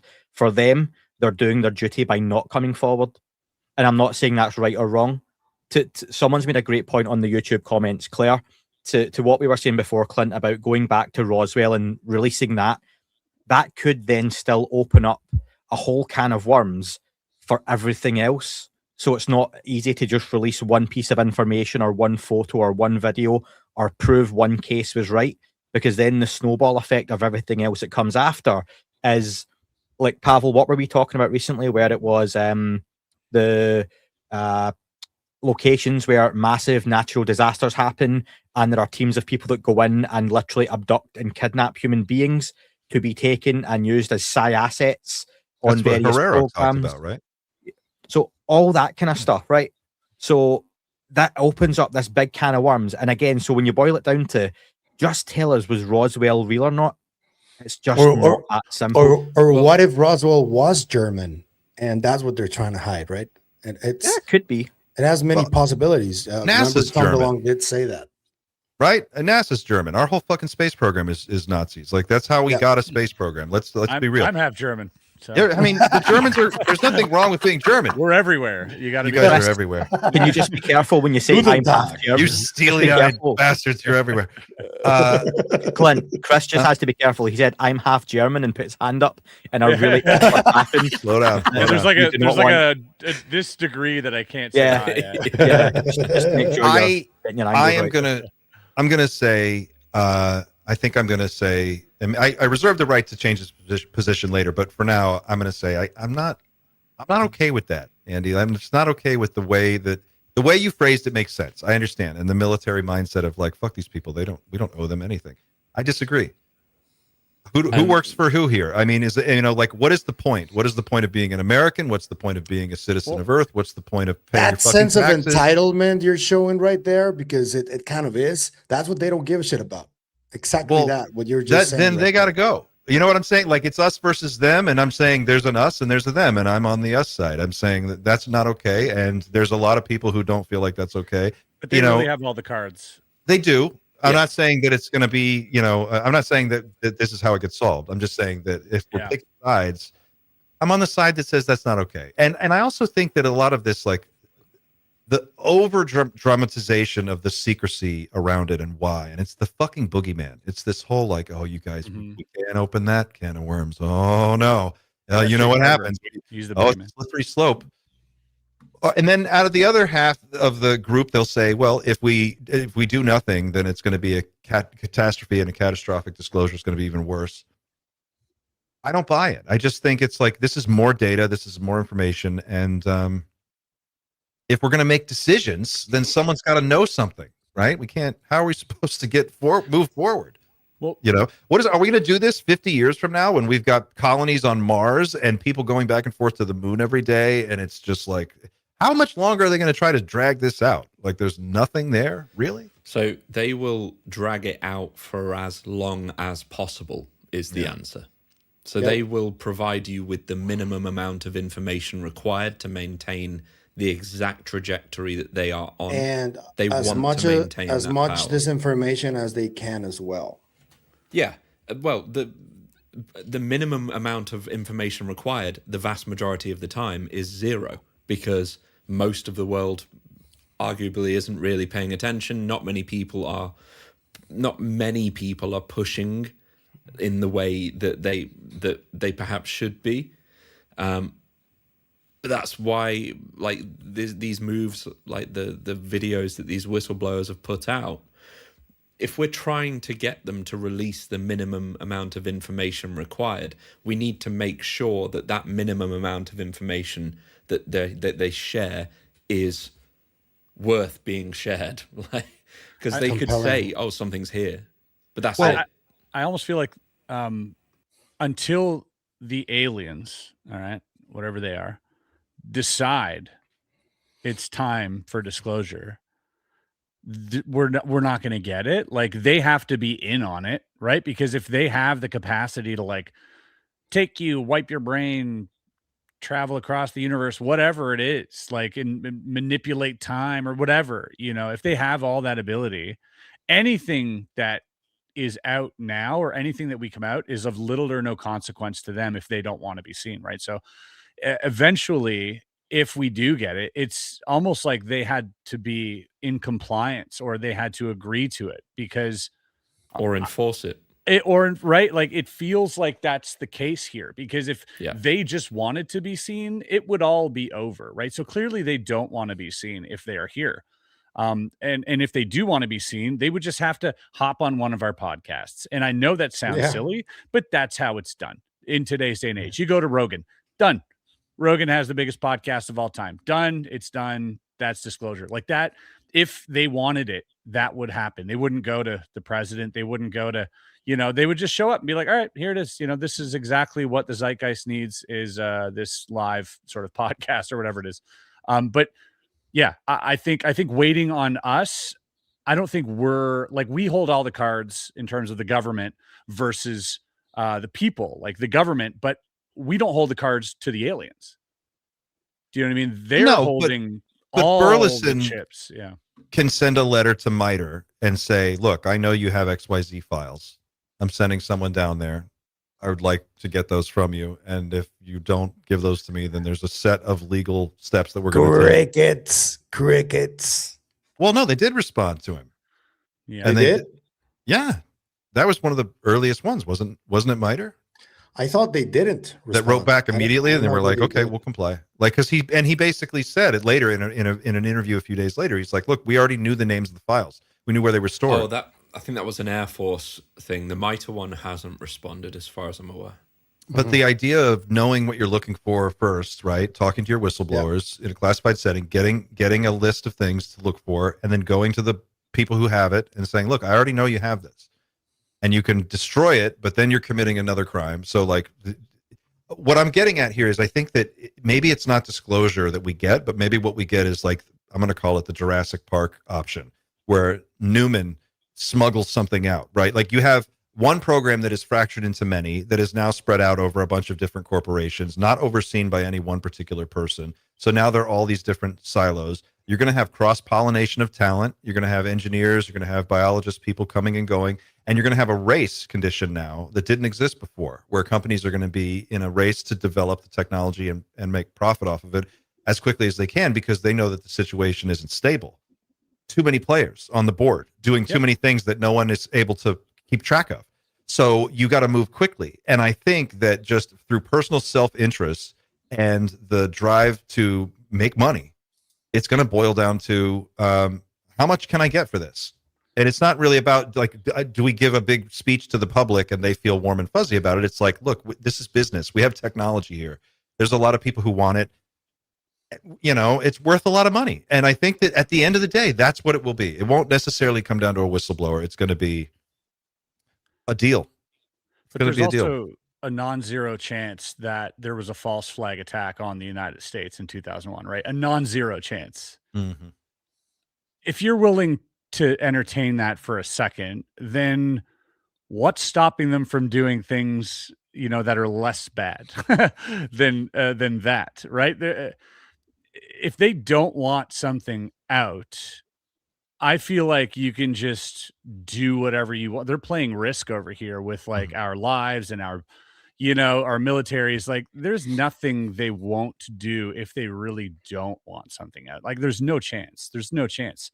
I mean, you're just going up. It's David and Goliath, I think but yes, the push is the correct direction. I do think that like you can't stand by idly and be apathetic to all this stuff. I think it is good. But to expect them to like, oh, you got me on a subpoena. That's all it took. I mean, I would be very surprised that anything of substance would come from that. but I would also be happy, to see it. I think that's the angle, though. It's like you've got to put someone's ass in the hot seat. They need to have, you need a guy in a suit hauled out in handcuffs to scare the shit out of everybody else. And at some point, I guess I have this dream that will, I don't know, arrest some white collar fucking criminals in this country for a change, and maybe this would be the one. But maybe that's just my wishful thinking. But I don't know. It's all so fucked up. No white collar criminals at the top ever get arrested, and you see them on movies and music. Not even cartel leaders get properly arrested. Dude. Exactly. So it's like in Batman when he does the RICO trial thing where we can't get is it Salvatore, but we can get all these minions. Yeah, you'll get them, but you won't get the big guys.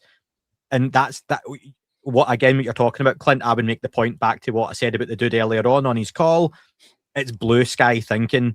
We're looking at people that don't sit on social media, that don't care about what we think and what the public think or what might be right. And see, to your point, if I got it right, Clint, about trying to get this out to companies, someone smuggling out tech and everyone having it, it'll never happen. I remember reading, and this might be kind of bullshit, but the theory behind it was right. Back in 2000, there was a newspaper article where they talked about Saddam Hussein trying to buy lots of PlayStation 2s.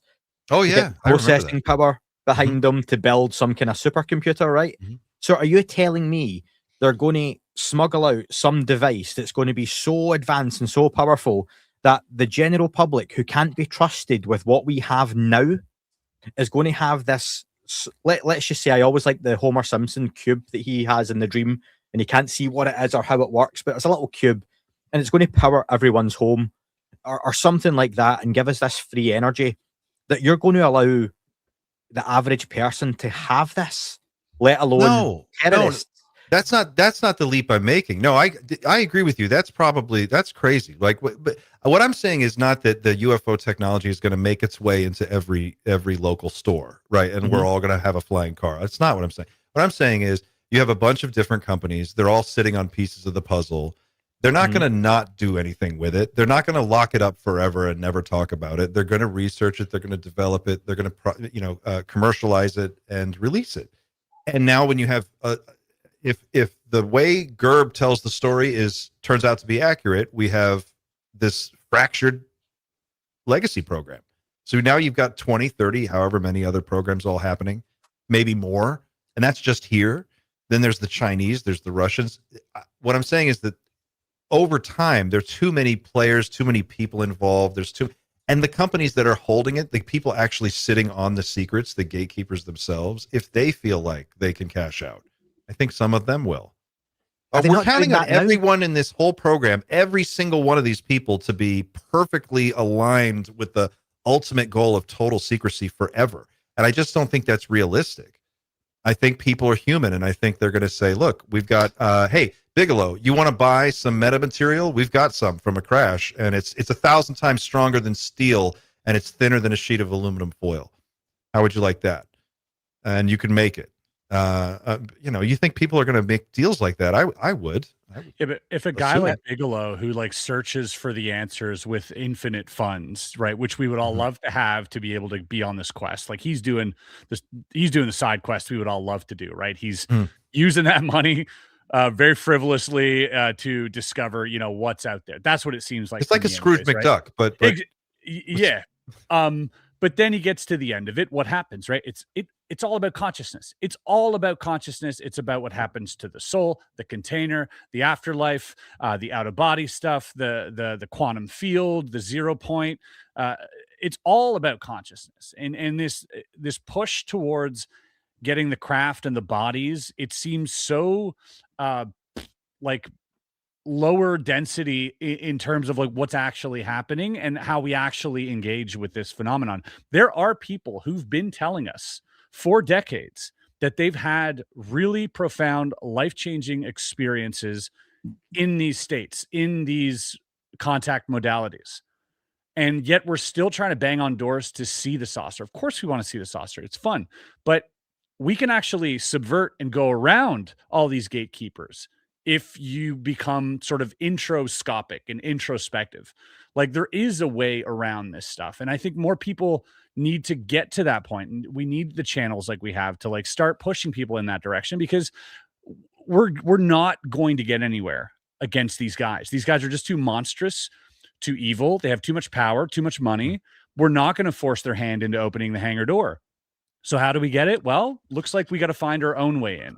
And a lot of times, if you listen to experience or testimony, it really is through consciousness. And if we go that route, just the way this billionaire goes, I feel like we're going to find at least the answers that'll sustain you personally. You might not get it en masse, but I think that'll be enough. Nat does say that they're better at their job than we're at ours. So, yeah. So, see, two things that are really important. One, Chris, you do have to acknowledge a slight issue in Bigelow's journey, that he has a bias because of his son and grandson and the way they died.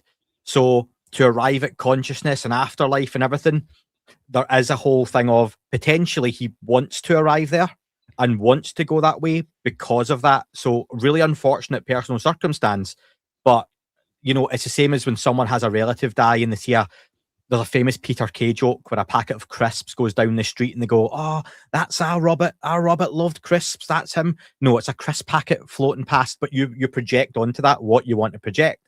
So we have to acknowledge that in Bigelow's research, it went the way it did, but he had some personal tragedies that I would never hope anyone have to go through. But if you experience like Kundalini or some type of like very profound astral projection that you can't explain, which I did, and I didn't ask for it.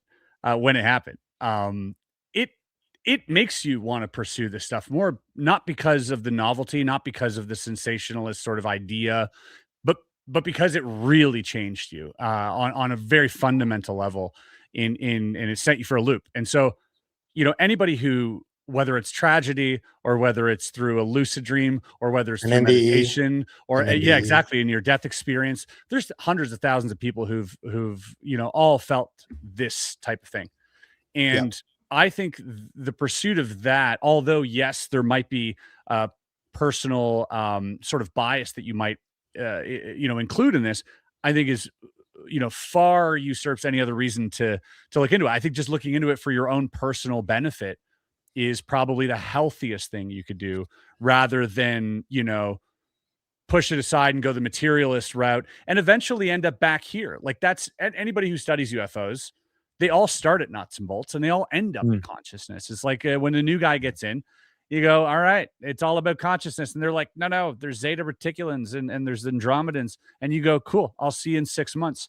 And in 6 months, he's like, it's all about, you know, the inner self and whatever. And I think that's correct. And I think that probably is the reason there are psyops, is not, and they've all told you, like if from Lockheed CEOs to all, like they've all told you, like it's all about that. And if you only knew how powerful you can be, and that seems to be the big secret. The money is going into SAIC. The money is going into these, you know, crazy sort of parapsychological researching and things like this. The nuts and bolts, I feel, and all this push for transparency and everything is getting us away from looking at the real target, which clearly is not something that's as easy as putting it under a microscope. It takes, you know, it takes all types of different people to get there. But yeah, I just believe that eventually we're all going to want the same thing, which is answers that have nothing to do, you know, with the physical stuff. And that stuff seems to be tied into the physical stuff somehow as well. So maybe ufology is parapsychology. So It eventually becomes that. I think for most people who study this stuff, it's very rare that you'll have any researcher like Grant Cameron, been doing it for 51 years. Yeah. And he's, you know, he has the wow theory and everything else. You look at Jacques Vallée, who's been doing it forever. You look at John Keel. You look at all these people who have arrived to like this idea of, it's about, it has, what's his name? The Canadian in 1950 that put Wilbur Smith literally spoke to, you know, top Majestic 12. Who was it? It was Vannevar Bush, and said they have saucers. Saucers are real. Those were like his first points. And then right under that, he goes, and the phenomenon is mental. And like that was his next point. And then immediately MK Ultra started. and we started looking at psi research. Isn't it interesting, by the way? And I love the way that you phrase this whole thread. But isn't it interesting how quickly they arrived at the consciousness thing? You'd think that would take a lot longer. Yeah, right. Like it's probably they figured out. Oh, that's how you fly them. We need to go there or whatever. But through the discovery of consciousness, you open up a massive, sort of gaping hole in reality that is really, really hard to grasp, and will take a lot of time to study. What's interesting about the consciousness angle, just real quick, is that as boring as this sounds, and it is boring, but it's also thrilling. Anybody can do this, so right? Like if you right. sit and meditate and develop a practice of meditation, and you actually do it, that's the hardest part is taking the 15 minutes or 20 minutes a day and doing it. But if you do it, you'll start to expand your own consciousness, and once you realize that you can do that and understand how malleable that can be and where that can lead you, it opens a door that will never close. And it really works. Want to continue that path. It's really interesting. It's the most interesting thing. There's also that story that it's parallel to all of this, of really interesting researchers and scientists that over decades have tried to look into this, and all of them died mysteriously, died in plane crashes, disappeared without a trace.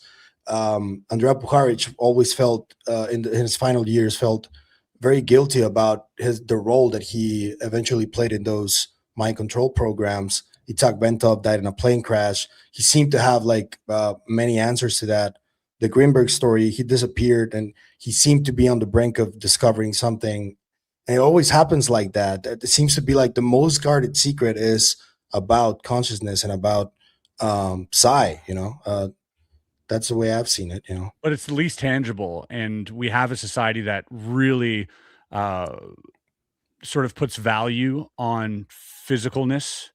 And if something is non-physical, it becomes not real for some reason. And we spend half our lives or a third of our lives asleep. And we don't know what goes on there.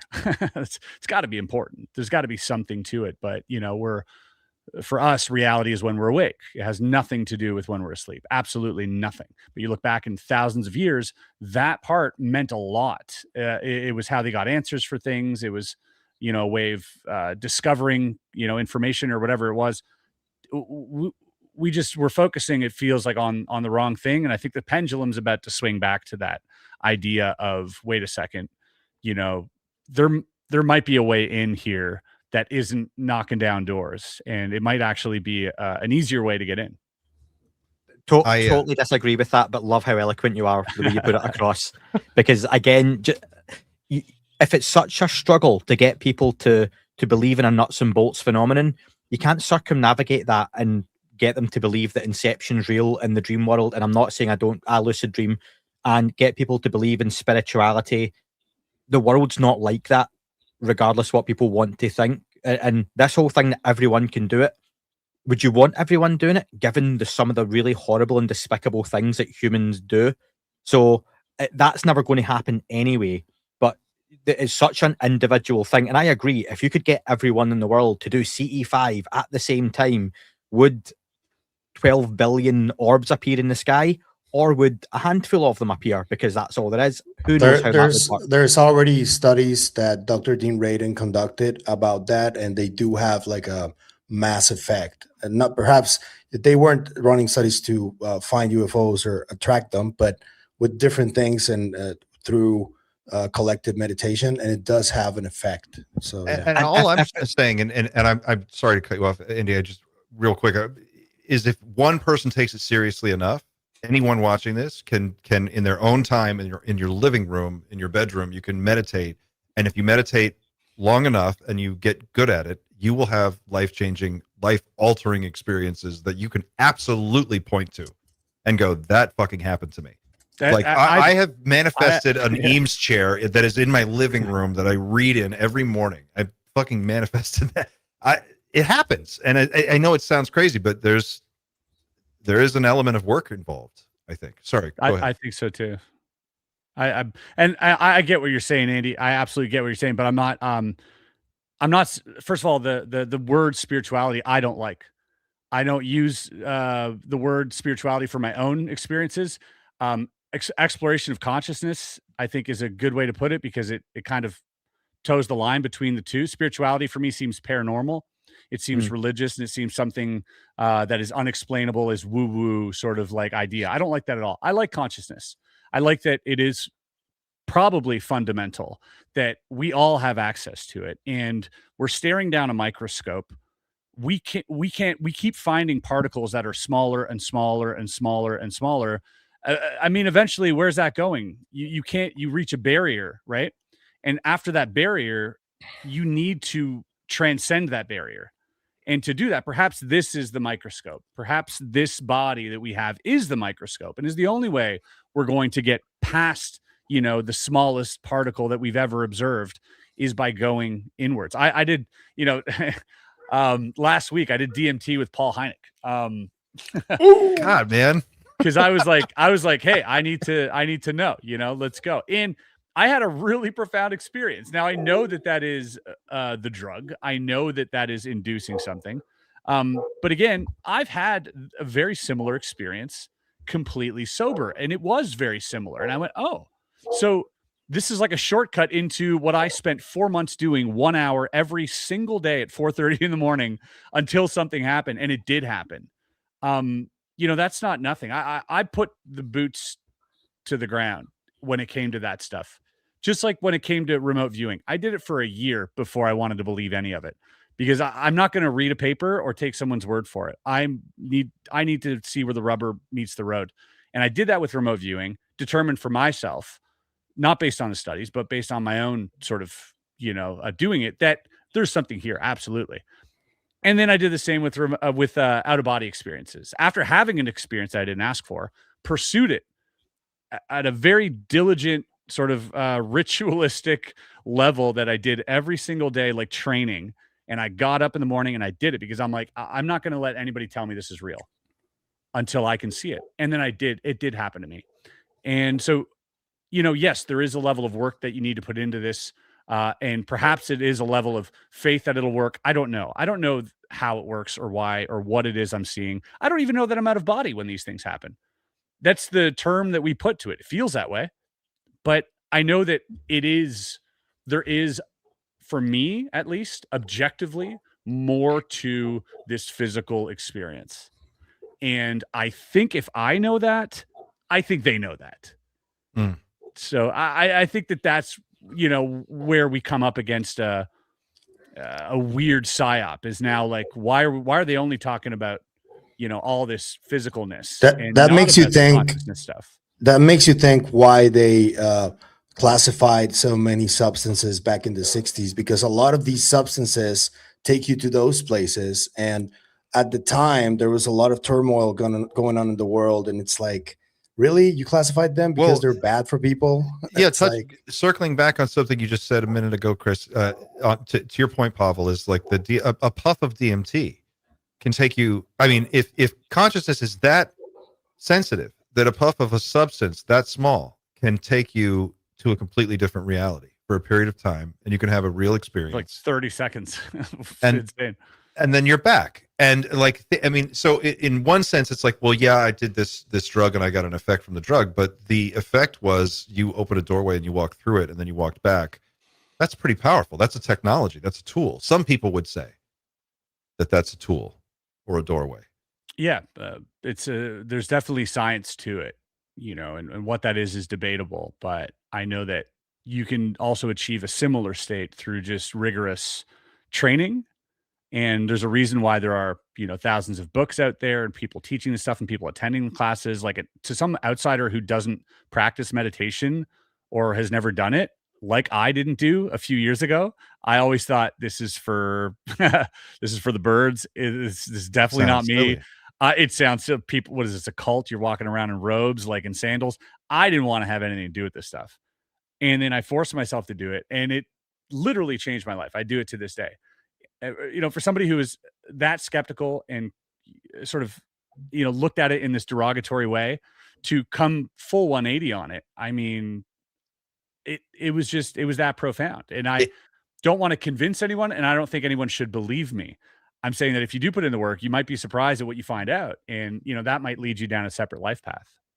it is very profound how little time, when you really think about it, how little time people spend, I mean, include myself, in just pure silence, intentional quiet, where there's just no intruding noise or distractions. I mean, so much of our day is life is loud, it's distracting, it's constant, and there's just not a lot of opportunity for quiet and introspection in most people's day.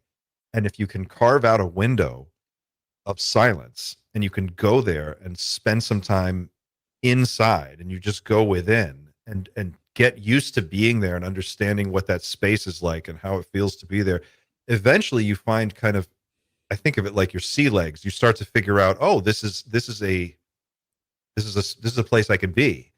And children, I think, naturally, the younger they are, go there. And I think this is why children have such a direct tie into this whole UFO thing, because they haven't learned how to drown all this stuff out just yet. They haven't been bombarded by the media machine of the world and like all of the noisiness and craziness. And they're still capable of just going into their own space and their own mind. And when you get into adulthood, you're so focused on survival and what I'm going to do and the phone call and the email and the meeting and the thing, that time to spend just within your own in your own world is almost nothing. It's reduced to zero. So finding that again is just powerful. Even if you don't manifest a car or anything else out of it, if you just can find that space and spend some time in it, that's just amazing things happen. Eventually, these people in Congress as well, like just give it a year, and all this nuts and bolts talk that they're pursuing and the doors that they're knocking down is all going to. It's already started. They're already looking at MK Ultra. It's going to shift into the gateway stuff. We're going to see all that come back again. We're going to see STI studies. We're going to be talking about Princeton Parapsychological Lab and all of these places in like a year after they figure out that they're not getting anywhere with the physical stuff. Like I do see that coming. Pablo, I think you're muted. If they're honest about it, because there also could be the case where at some point somebody gets to them and they go like, yeah, just keep doing this. We're going to tell you shit, but just keep doing this. Don't talk about this other stuff. I mean, it can happen if we go down a route of studying all of that stuff in a year's time, then I would say gatekeepers have successfully done their job and totally distracted folks away from a far easier low-hanging fruit and closer fruit to go after something that, again, is even more difficult to prove. Because everything you've, and not that I don't believe in a lot of it, Chris, into what Clint said, but it doesn't apply to 99% of the world, or at least Western society.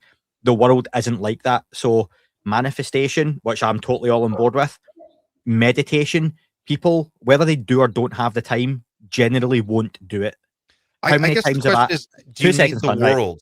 Do you need the world to be on board, or does? But you know what? How many people do you need then?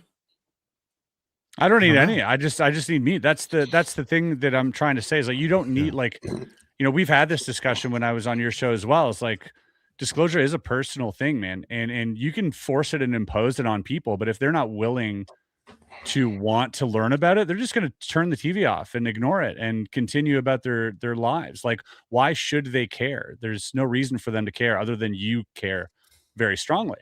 So again, this is not about mass disclosure, but it's about, hey, if you do want answers, if you want answers, not if the public if they wanted answers, they'd ask for it. If you want answers and you're somebody who's researching and you're somebody who's into this topic, you can find answers through these modalities. There are things that will appease your own curiosity and that will help you pose new questions in the face of this phenomenon. But yes, if you want to see a UFO, then by all means, please continue doing that. And if I see it, I'll be happy too.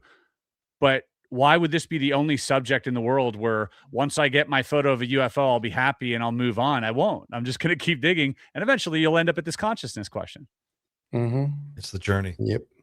I have to change gears, guys, because we have a stack of super chats we have not gotten to, and people are tearing me a new asshole. So do you guys mind if we do a little overtime and go through some super chats? Is that cool? Go ahead. All right. First one is Toxic Fart for Pavel. I hope Knapp asks Bigelow about the craft buried in Mount Wilson Ranch. Do you know what Great name. Toxic Fart. That's The second H is silent.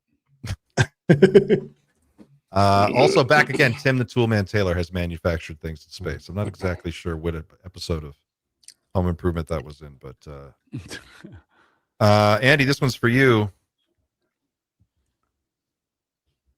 You want me to say Raul Ramirez Rodriguez or Raul Ramirez Rodriguez? Is that a bit better? If I roll, it's really hard to roll your R's in Scottish.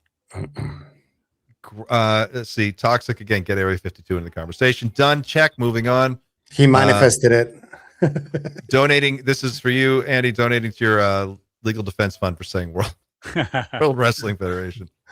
That's great. David Dunger 68 says, to be real, best case scenario might be if the disclosure came from the Russians or Chinese because of the political divide. Any thoughts on that, guys? I know we touched on it earlier.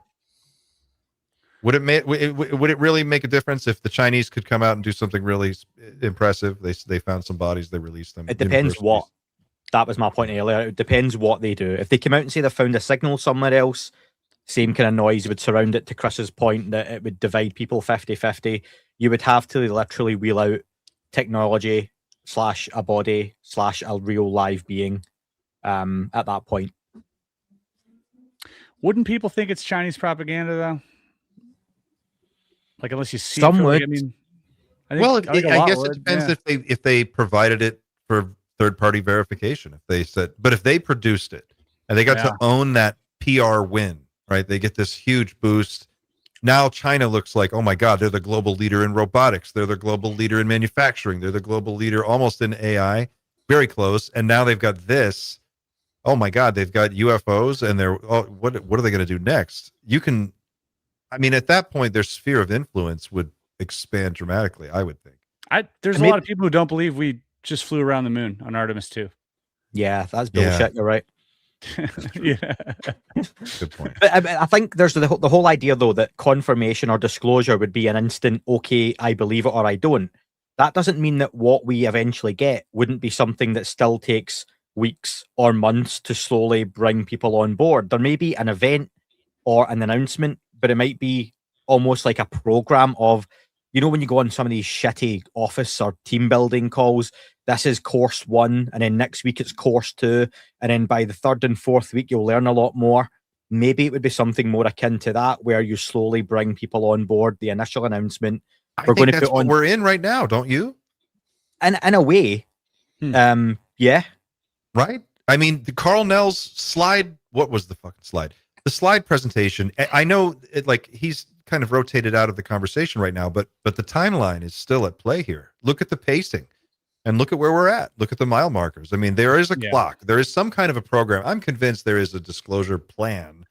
Whether or not it all happens according to plan is up to, Disclosure happened when they wheeled out those little bodies in Mexico and did the... Disclosure happened when we found the booga plug right there, hovering. I think we have like 2 clips left, right, from Dan. I think. Yeah, we do have a clip. Clip from Dan we haven't gotten to yet. 2 more. Well, let's do one more super chat and then we'll switch to Dan. Electrum 93 says, we don't need everyone to get it. Think of it like this: secret societies kept the secrets because of all the debunkers who aren't ready to know this stuff or blow this stuff. Yeah, a lot of people aren't ready to know it. Secret knowledge, secret space program. So I have a video from Dan that is 3 minutes long. Is that the one you were talking about, Pavel? No, it's a really small clip that involves Clint and Grays. That I uploaded.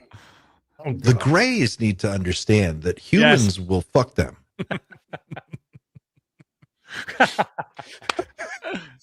That's from Dan to you, bro. Thanks, Dan. The Greys need to understand that humans will fuck them.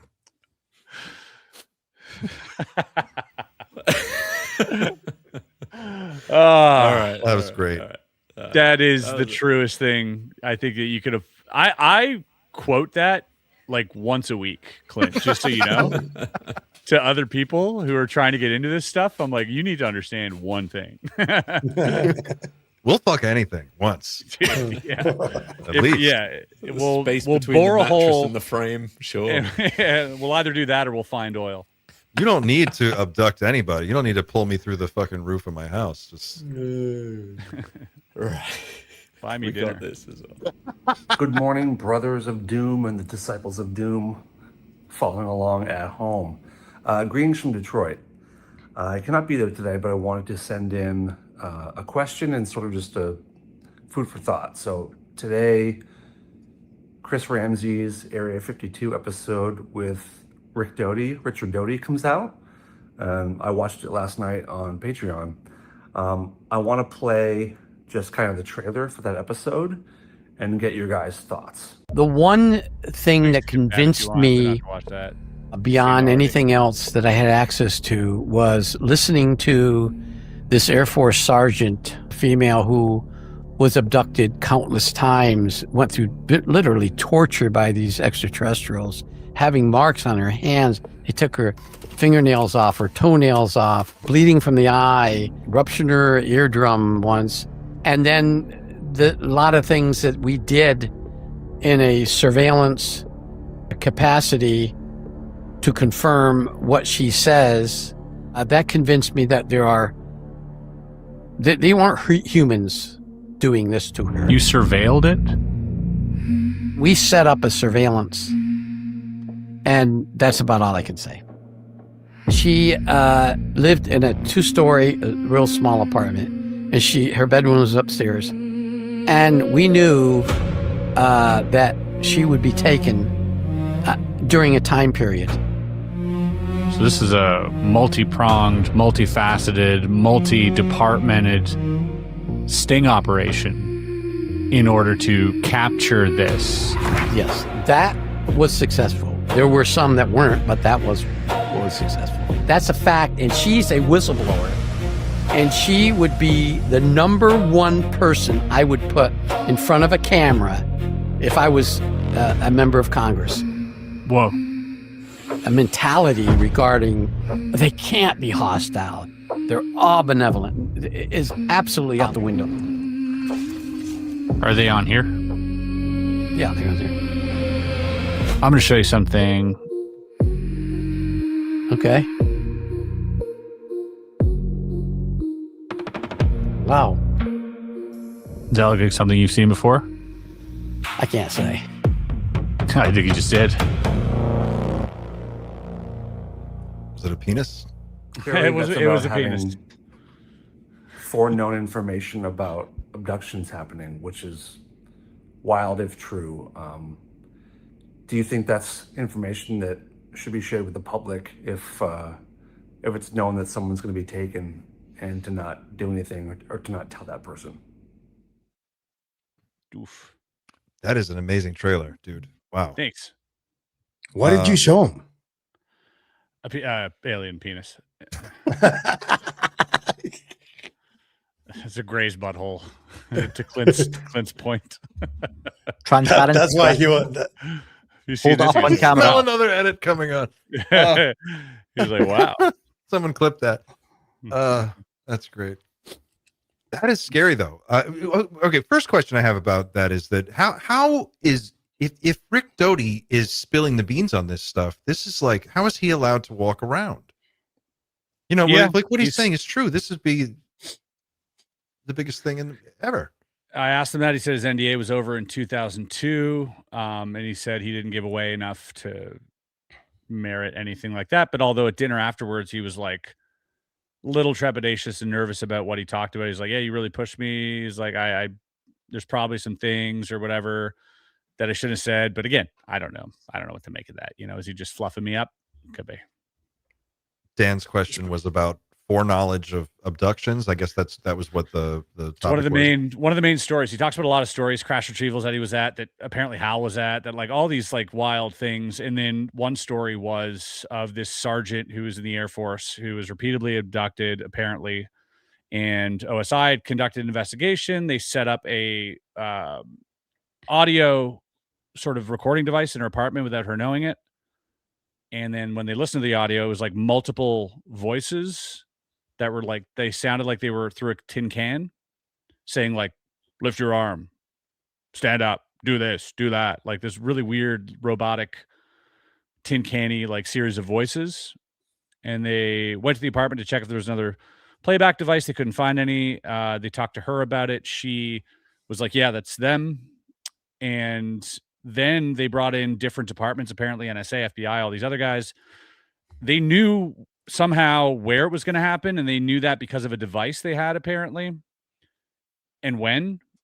And then they recorded it and thwarted the attempt. And apparently on the recording were these like insect type beings. And then brought her to a safe house. They thwarted it. Yeah. Like how did they thwart it? Through a device. And do they know that the abduction was I mean, did they know they thwarted it, or do they just think it just never happened? No, they thwarted it knowingly. Wow. When it was going to happen, and then they stopped it from happening, and they moved her. Apparently, that is the story. Very super compelling and fun story to listen to. Sounds like he was also. It sounds like he was also saying something about the sort of the motivations of at least some of these non-humans, right? Like they're not all love and light. Yeah, that's he claims that Stephen Greer has been infiltrated by disinfo. It's all of this stuff that it's all very fun and entertaining to listen to. I will say it's one of the most entertaining conversations that I've ever had about this topic because of the amount of stories he's able to produce. I hold in low conviction most everything, but it's never zero. Yeah. And then I think listening to it just provides, for me at least, a little more data. But he's fascinating. He's a fascinating guy to listen to. And I always find myself sucked into whatever he's talking about. Sure. And I just, I turn myself inside out trying to figure out which way is up in all of this stuff. So I listen to it like I listen to Black Mirror or to any other piece of science fiction. Like I get into it, I'm immersed. I'm like, wow, but at the end of the day, I'm not going to hang my hat on anything. But I'll collect the information, and maybe it'll come up in the future when some other psyop comes to light and we go, oh, that's what he was talking about. Or, who knows? Couple more super chats really quick. We got a few more to get through. Lady Bentley 01, thanks for what you do, Pavel. There you go. Hebe Productions 1358. All right, I'm heading out. This will be my last chat. Thanks. That sounds so final. Thanks for all you guys do, but I give up. The government won't tell, and whistleblowers have too much to lose. Hope I'm proven wrong. Keep it up. I hope you're proven wrong too. So Hebe was on my YouTube comments a while back, and I asked for questions for Danny Sheehan, and Hebe commented to say, here's how the Sheehan interview will go. He will make some outlandish claims. He will say he knows certain things. He won't provide any evidence, and that's it. This is all bullshit, blah, blah, blah. So I started my Danny Sheehan interview with that question. To which Hebe was very grateful. I don't think expected me to do that. So I basically said to Danny, what do you make of that? Go on. And he spoke for 15 minutes, as Danny does. So and the bottom line is yep. So yeah. Let me prove you right. Another guy that I could just listen to for days, though. Again, I don't know if anything he's saying is real, but he's really fun to listen to. He's a great. Yeah. Zane77 official says gatekeepers, in my opinion, split. One faction pushes disclosure and peace with the others. The legacy program appears to favor secrecy and aggression. I agree. Any thoughts, guys? Disagree. Damn it. Just because. Seems too simplistic. Jill and Rith, I hope I'm saying that right. If the White Sands incident was an executive branch op, as Ross suggests, maybe to learn how to summon on demand for a planned mass sighting for the speech. Oh, man. That'd be a real roll of the dice. Are we talking about the Daniel Fry White Sands incident? Is that? I don't know. Is that the one? The Incident at White Sands is a book by Daniel Fry where he met one of the Venusians. Oh, Nah, nah. So- This is the more recent one where they're yeah. the shoot downs Non-Venusians. alleged. What planet are they from, you think? Here. Oh, yeah. They're But not human. cryptos.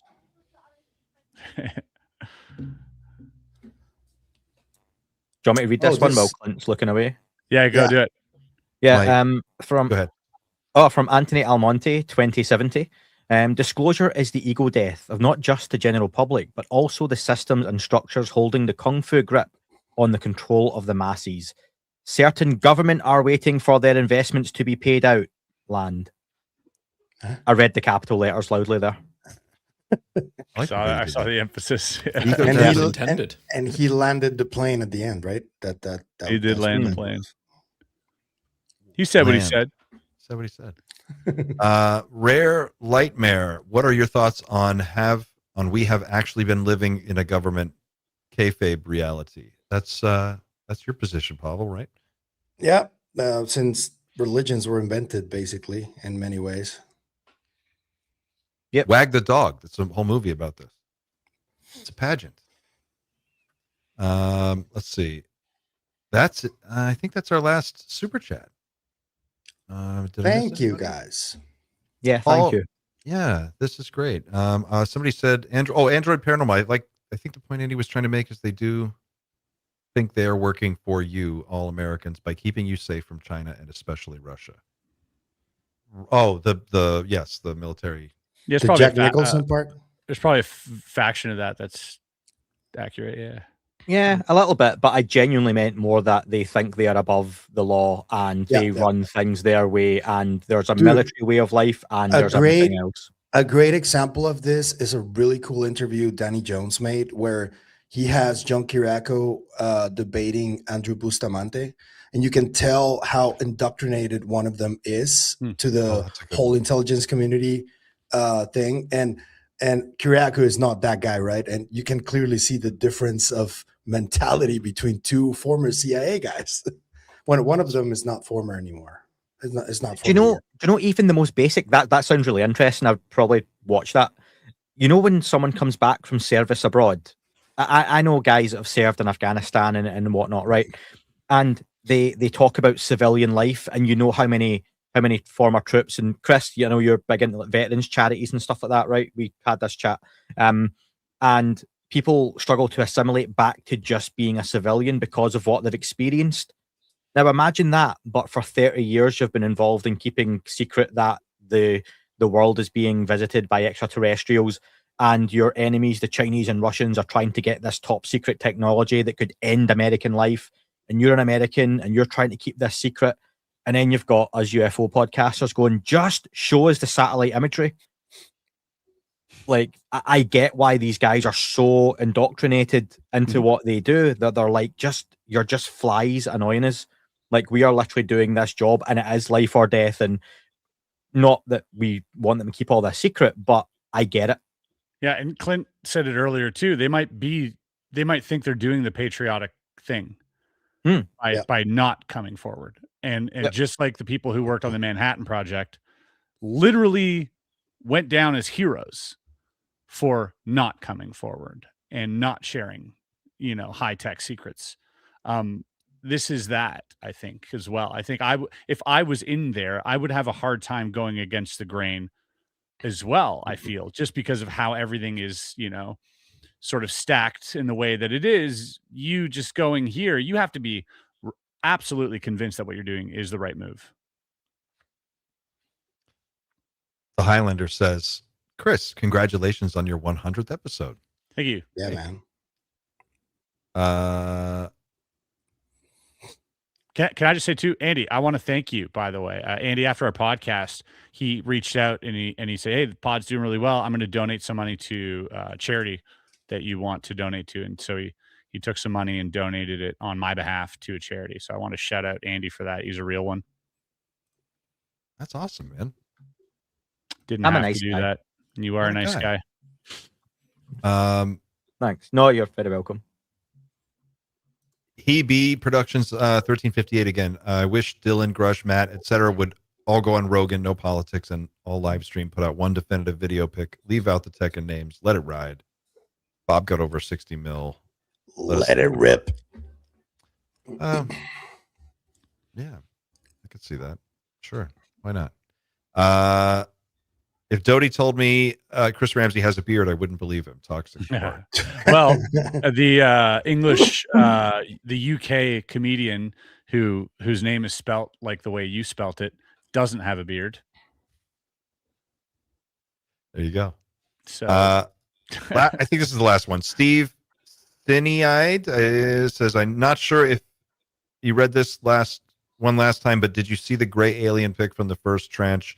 The title was NASA UAP VM001. Eyes What? on either side. There was a gray alien pic from the first batch. there's definitely no gray alien pic.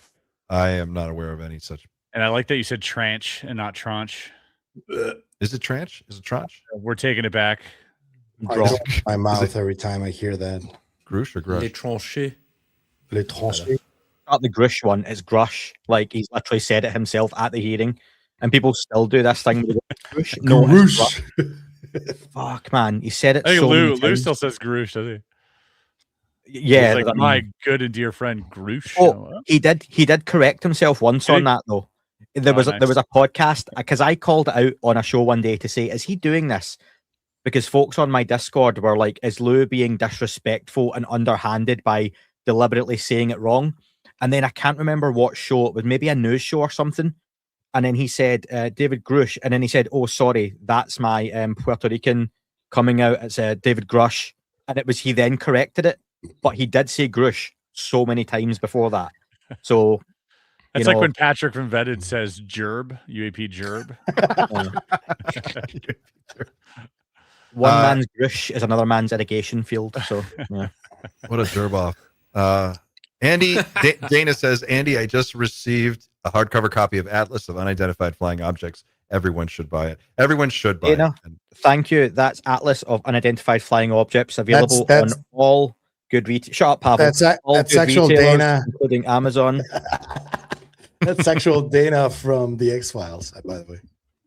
And Digital Birdie, last one, and then we got to wrap it up for today. Digital Birdie says, Andy, I love how your accent gets harder to understand when you read all caps. I'm glad you said accent. It's all love here. It's all right, guys. We got to wrap it up there. It's been a long show. We went over, but thanks for hanging out with us, Chris, while we did some super chats. That was awesome. Anybody have last words you want to point people to new stuff dropping this week? What's tomorrow is going to be the Matthew Brown and Jeb Nusatelli on Anomalous Coalition live stream, so you might want to check that out. I am interviewing Eric Davis tomorrow. That will be out in a couple of days' time. And then in the next 2 weeks, I've got Michael Shermer, Diana Pasulka, and a few others coming out too. So thank you to everyone. And if you like Danny, I'm going to announce this here, Clint, okay? If you like Danny Sheehan, I am sitting down with him for 6 hours on Tuesday. And I don't get through anywhere near the listener questions I get submitted anymore on the podcast. I'm sure you guys are similar. I'm very lucky. And I've done a couple of interviews in the last 2 weeks with Sheehan that have gone 3 hours, and I'm just not getting through listener stuff. So I've asked Danny to sit down with me and literally let me format. It's largely going to be members only because people who pay for the podcast are sending me questions I'm not getting to read. I'm going to do like a highlights cut of it for people on the free feeds, but it's going to be like a month-long member series where you'll get like an hour and a half, 4 times of pure Sheehan. So if you like Danny Sheehan, raw Sheehan, raw uncut Sheehan. Can we do a drinking game every time he says the bottom line? Every time he says the bottom line is, we do a shot of tequila. Or we can do it with our. You know, we're gonna have Chattanooga whiskey. When Dan gets back, we're gonna do that one. So maybe we'll do a shot. We'll do it then. Yeah. So yeah, that's me. All right, nice. Guys. Xander, anything you want to plug before we go?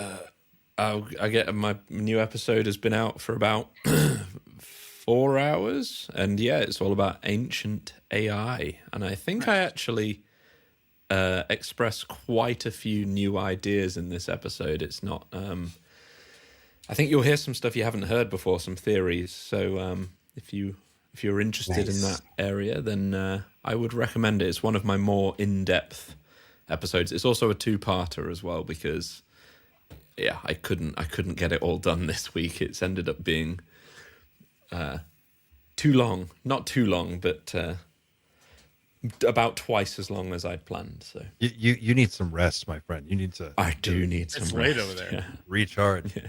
All right, guys, we'll wrap it there. Thank you so much for hanging out with us today. This has been awesome. Thanks to everybody who participated in the chat.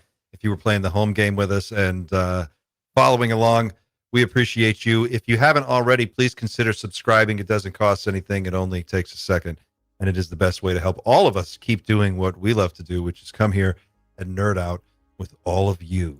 So with that out of the way, we'll see you soon. We'll be back next week with more of the weird and unexplained mysteries of the UFO disclosure process. And until then, take care of yourselves, take care of each other, stay out of trouble, go take off your shoes and walk around in the grass, get outside and stop looking at your phone. And we'll see you soon. Keep looking up.